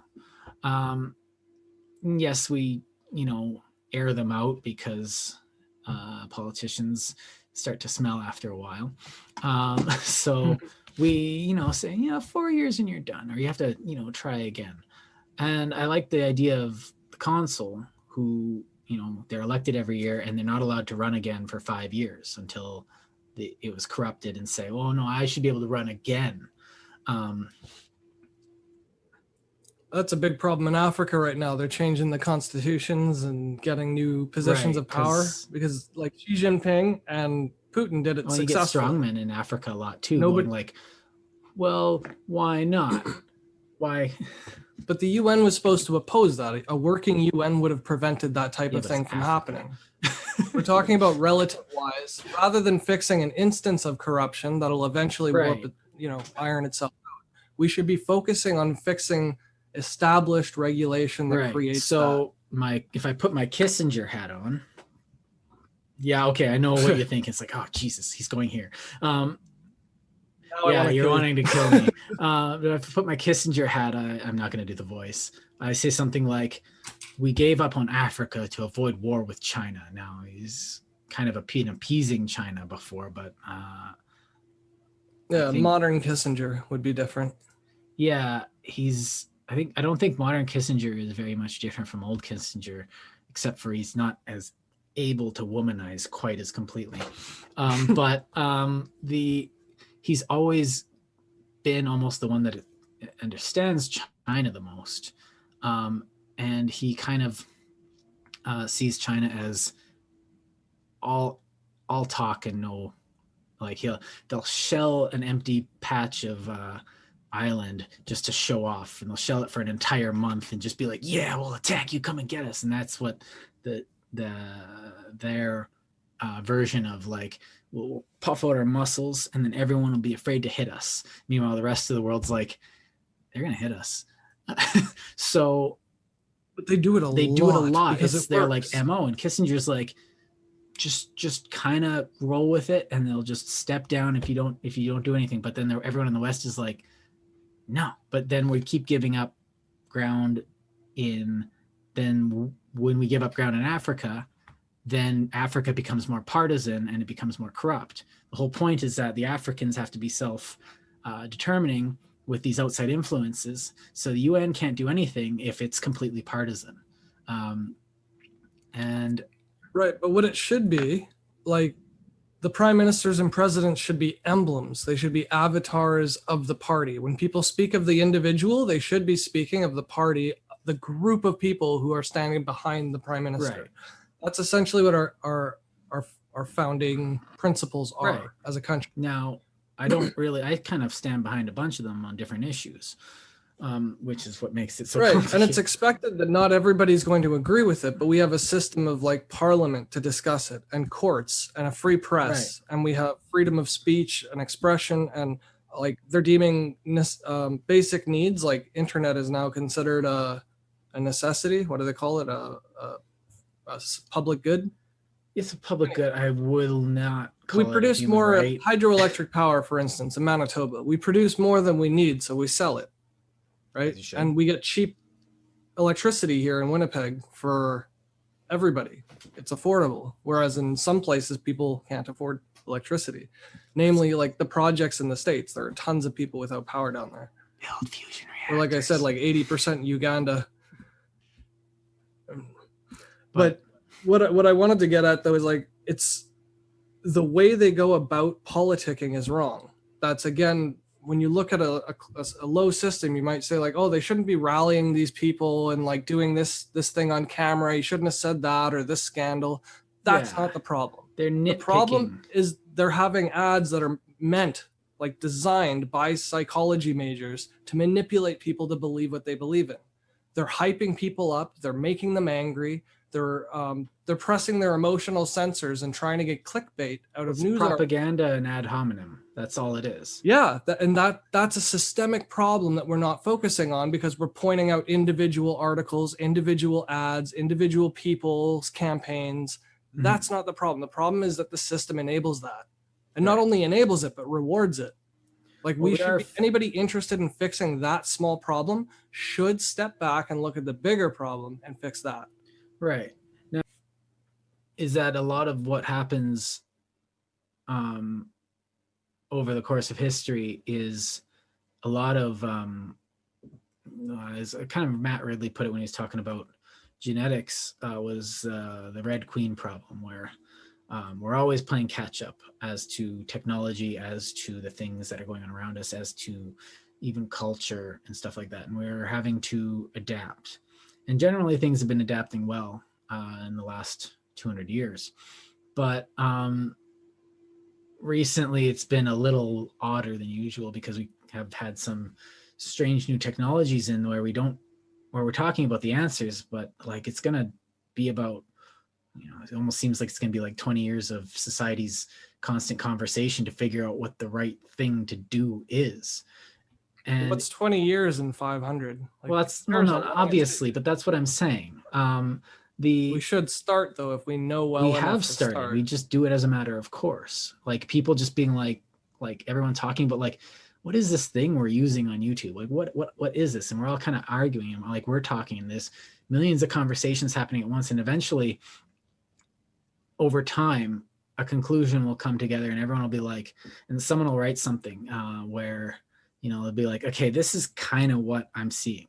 And one person doesn't just write something. They write something, someone like all these guys that we've talked about, Locke and Mill, they've kind of aggregated a bunch of ideas that they are smart enough to put together in a and they're well spoken enough to put them together in a sensible manner. And present an opinion, like an objective opinion from one direction. And so we're building that right now. And we are doing a good job as a society because our society actively looks for that. Like we're like, oh man, we need to. And so once the conversation kind of comes to a good conclusion, we'll start seeing works that everyone's like, yes, this is what we were trying to say for the last 20 years. Finally, we figured it out. Now we have to discuss it more. And then but that's how it works. It's very slow, it's messy, and we got to kind of figure it out as it goes. And while we're doing that, we have to make the right decision. And I think making the right decision though is based on the relative point of reference that you start from. It's based on the maximum height from which you start looking at your problem. Right. And I think it behooves it, like what would be best for everyone is if everybody stepped back one more level of abstraction before thinking about stuff for everything.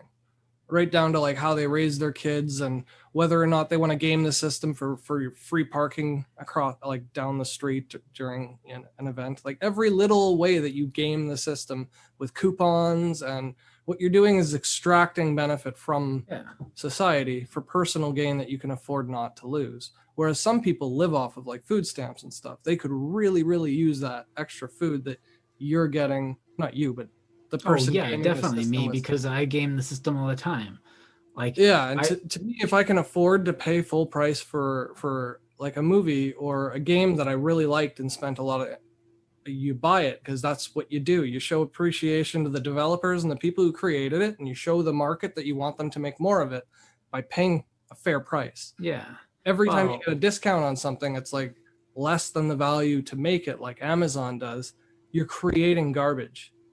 Just guaranteed, because people are buying it even though they don't need it, and they're throwing out working stuff to replace it with because it looks nicer. That type of mentality needs to change. Well, see, I do that with parking. Like, it's just like, I'm not paying for parking. I'll put a little thing on my dashboard and be like, okay, run in, run out. But like, if it's something like if it's something like shoes, I'm not saying it's wrong, because everybody does little things. No, like we're always going to be negotiating with the system what we can get away with, because like, it's not like I'm going to be putting my money towards something terrible. I'm like, when it comes to something like shoes, I'll be like, okay, what's not made with slave labor? That's a very hard question. Or what is high enough quality that Well, what constitutes slave labor? Like knowing what you're defining even is really important. Is hard work slave labor? Like, no, obviously not. Exactly. Slave labor is work by slaves. Like seriously. Exactly, but you have to define it. What's slavery? There's economic enslavement where somebody can't afford to rent except by their employer providing them a place to sleep and eat. That's not slavery. Slavery is indentured servitude. They can't choose to go.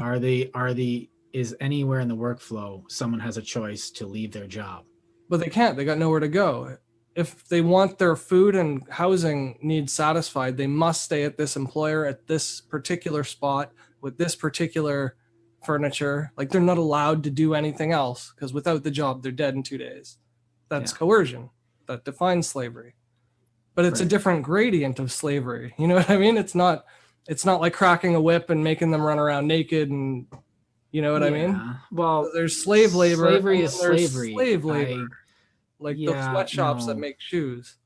You know what I mean. I'm not, you know exactly what I meant there. I do know what you mean, but I'm saying an important question for everybody is to step back one level of abstraction and actually define the things they're talking about and regulating. Because if shoes are made by a kid and child labor is slavery, that matters in your public policy. Your international diplomacy depends on your definition of slavery. Basically. Right. So Nike and the guy down the street that makes his own shoes. But why didn't Nike make shoes in America? Because you couldn't hire kids for 35 cents an hour in America. That's the reason they didn't make shoes in America. It's not hidden. It's not abstract. It's very clear that they're exploiting the labor of a poorer country. Right. But that poorer country is getting income from another source. That's money that wasn't circulating in their community before. It comes from outside in. That's way more stimulative to an economy than not having it. So where do you define slavery? Podcast where slaves don't actually bring any value to the economy. Well, yes, they do. Absolutely, they do. Well, they do, but they don't add very much as with not comparison. Individually, but the owner, like the master, benefits greatly from slave trade. Well, obviously, but the master is only one person when comparison to a but those people are now in government, like descendants, like Jefferson Beauregard, what's his name, Sessions. His family was slave traders. So he got into politics by being a super rich guy. Where did they get their money? From family inheritance. Where'd that family inheritance come from? So is he supposed to give it up? I'm kind of I land pretty heavily on a sins of the father is not your sins type of thing. They're not, but they should be factored in. If somebody's going to be the attorney general for the entire country, and they only got there because they could afford to pay for their position, and they got that money strictly from the labor of slaves, like that's not like a nebulous line of. It's a very straight projection from past transgression to present prosperity. And I would say, normally you wouldn't deny the rights of somebody to get a job. But in this particular case, given what it took him to get there, it only cost him money. That's it. Like advertising for campaigns gets you elected, getting elected gets you term positions gets you in. And then he advocates against all the things that got his family rich. Well, then not only that, but he's like ignoring things like Black Lives Matter and police brutality when he's running the Justice Department. Like, is this that Kavanaugh guy again? No. Jeff Sessions was the attorney general. He had to recuse himself because he was part of Trump's crimes. Yeah, but that's Jeff Sessions' crimes, not his father's crimes. But his money that got him into government, when you step back from a larger abstract point of view, it wasn't from productive development of things. He didn't invent Nike or something. No. All of his inherited wealth came from slave labor and exploitation of markets for which he was controlling. Right, but that's not his, under the law.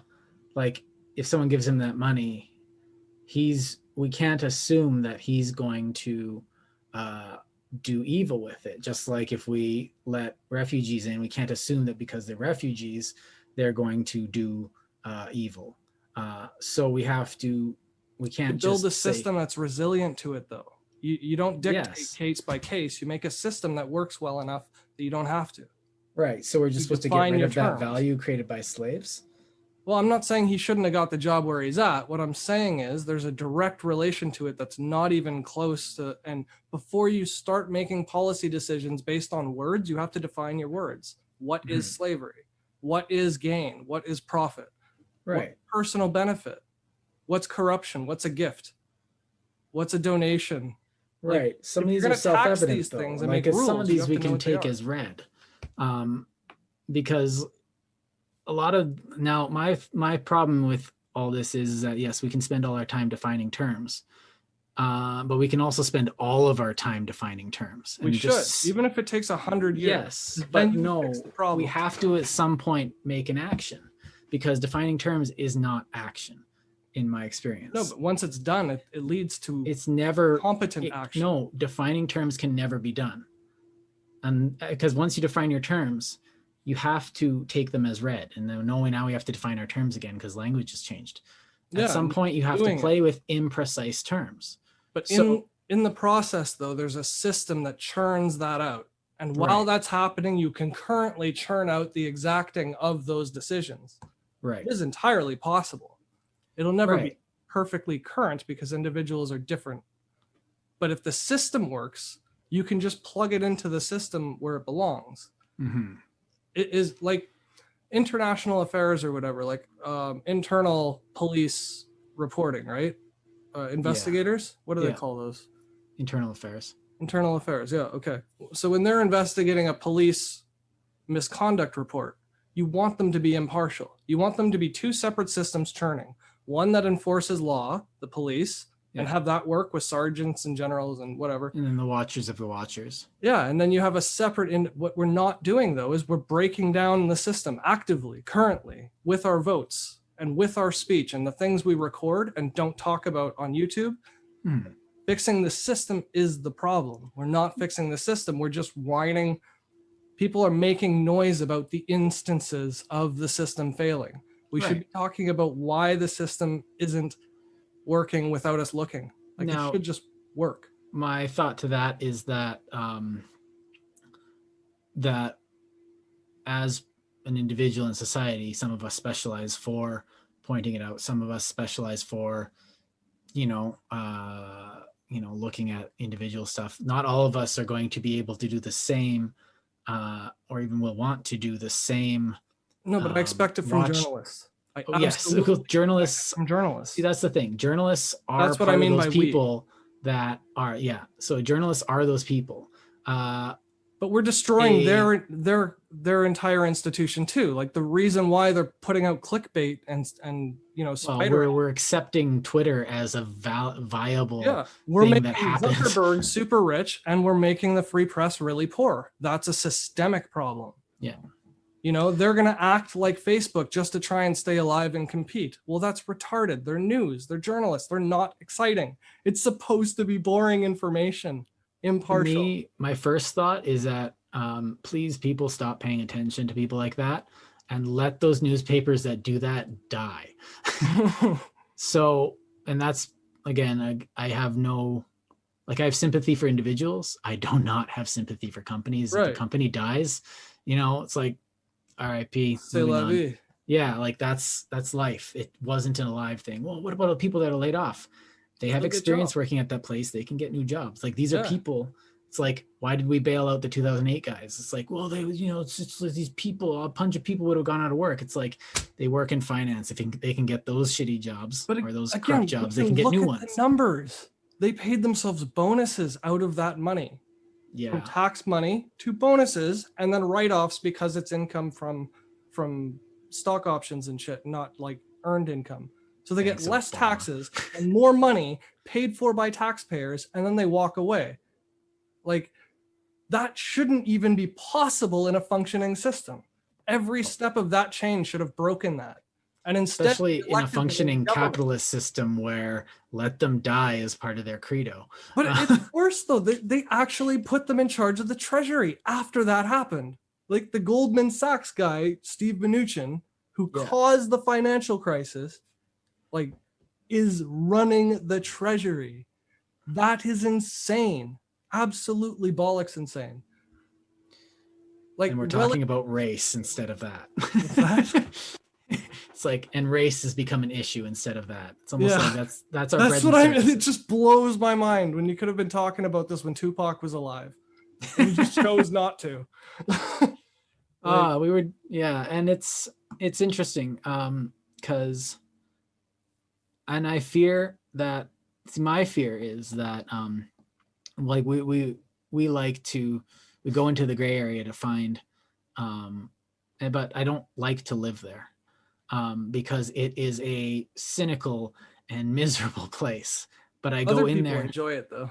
Yeah, there are people that enjoy it. It's like, and I don't. Yes, you do, and sometimes I need to pull you out of it forcefully. I've been pulling you out of it forcefully constantly, but the gray area in itself is, like, I'm not saying like live in the black or live in the white, or the red and the blue or whatever. I'm saying pick your side as carefully as possible, like you said, wisely, with along all the levels of abstraction, but don't live there, because it's not a happy life sitting in the middle going like, nothing matters, everything's relative, because then you can justify anything from that position, and morality stops meaning anything when you're sitting in the gray. And it's functionally irrational to be like that. Right. And you so don't get anything out of life by doing nothing.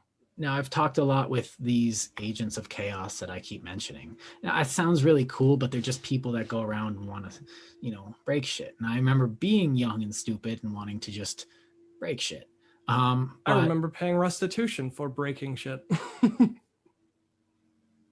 I was charged and I paid my dues. I've never been charged, but I wasn't very successful at doing it, like at all. I wasn't a very good hooligan. But I found other callings, I guess. But there are people that live there, and there's no credo that to be had there. There's no position to take in the gray areas. And there's an infinite variety. There's not just two sides. And what would you say of somebody who's fluid, who's in the gray area, and just as the information is processed and as they experience life, they just flow between the black. We all move through it. That's the thing. We all move through it. Yeah. Some of us work there. But I think we need to dip back and forth. Right. And the thing is that you have to come to a conclusion. I move through it and I go over here and I'll play with this. I'll play with another perspective. Making a decision and coming to a conclusion are two different things, though. Yes. You can make a decision because you have to do something short term right now with the best of your knowledge. Just do it. Yes. But making a conclusion based on inaccurate or imperfect information is very treacherous. Like burn it down. Or go to war without congressional approval. Things like that. Yeah. And I think that, I think that I shouldn't have done that. I don't know what I was poking at there. I think that that's when we were kind of trying not to talk past each other there, is that's what we were trying to. I was trying to add to what you were saying, just for the record.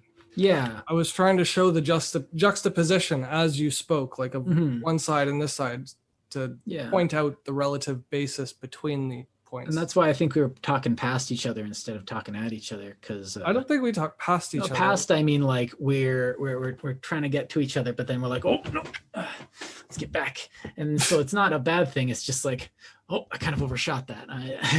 It's not. I don't feel we did that though. I don't think we kept each other within arm's reach. This is why. Which is.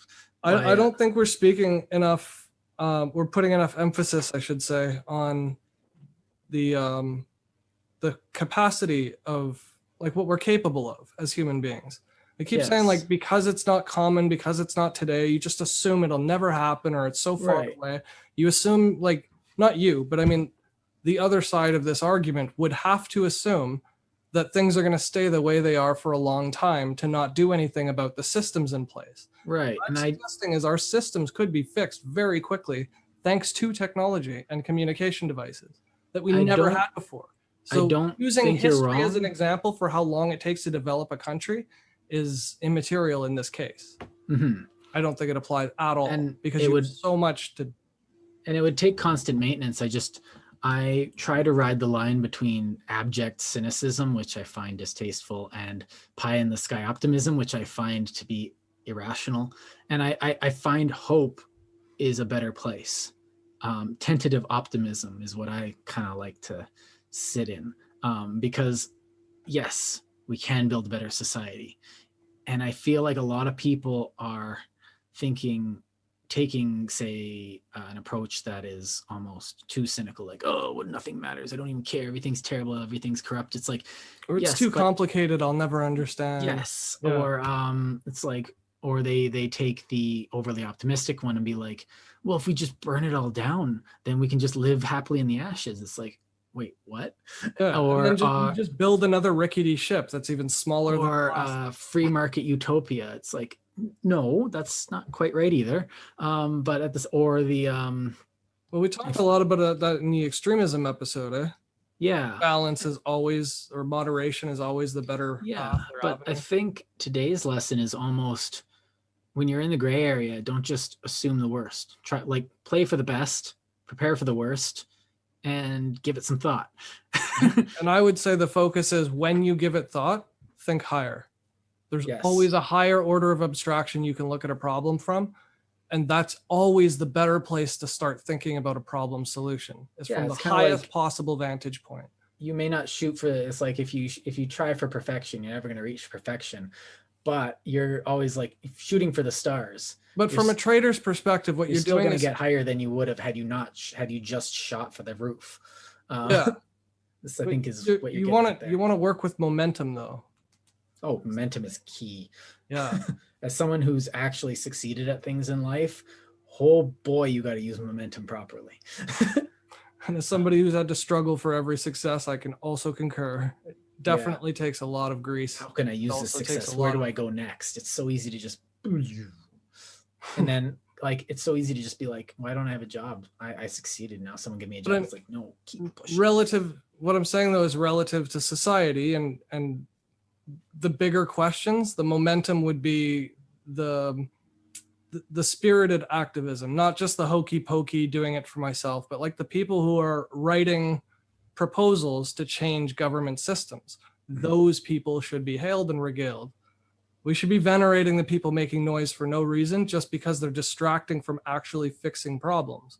And they're discouraging people from knowing how to properly fix problems by being so outspokenly ignorant, but not declaring their own ignorance, using it as a weapon to call other people stupid by calling them ignorant. That's not what the word means. It means that you're just absent of knowledge. It's if I'm in my bedroom and my dog's outside, my dog shits somewhere, I'm ignorant of where my dog shit. That doesn't mean I'm stupid. The moment they started putting Che on a t-shirt, it became kitschy to be a Yeah, Che Guevara caused all of this. He's like the first meme, in my opinion. I mean, there were tons before him, but he's the one that went viral and like transcended time. You know, I think we might actually be good to wrap up, because I think that's good. I was kind of running out of gas before, but I tried to keep up. Well, if you want to take a break, we can come back and hash out some more of these. Or I think that'll be good for today. Okay. Well, thank you so much for the spirited conversation. I always love the stimulation. Yeah, don't think that because we're at odds, if you're watching this, that we're heated conversation isn't the same as enmity. So, and challenge isn't the same thing as hardship. Yep, you can. You just because you disagree with someone in class doesn't mean you can't go drink beer at the pub after. So, and the only way to change the world is to speak. You have to have opinions and listen and speak. Yep. Anyway, relatively speaking, that was the most frivolous gravitas you're going to get from the channel. All right, that was the gravitas. Let's go and be frivolous. Thank you for watching, and we'll see you guys next week.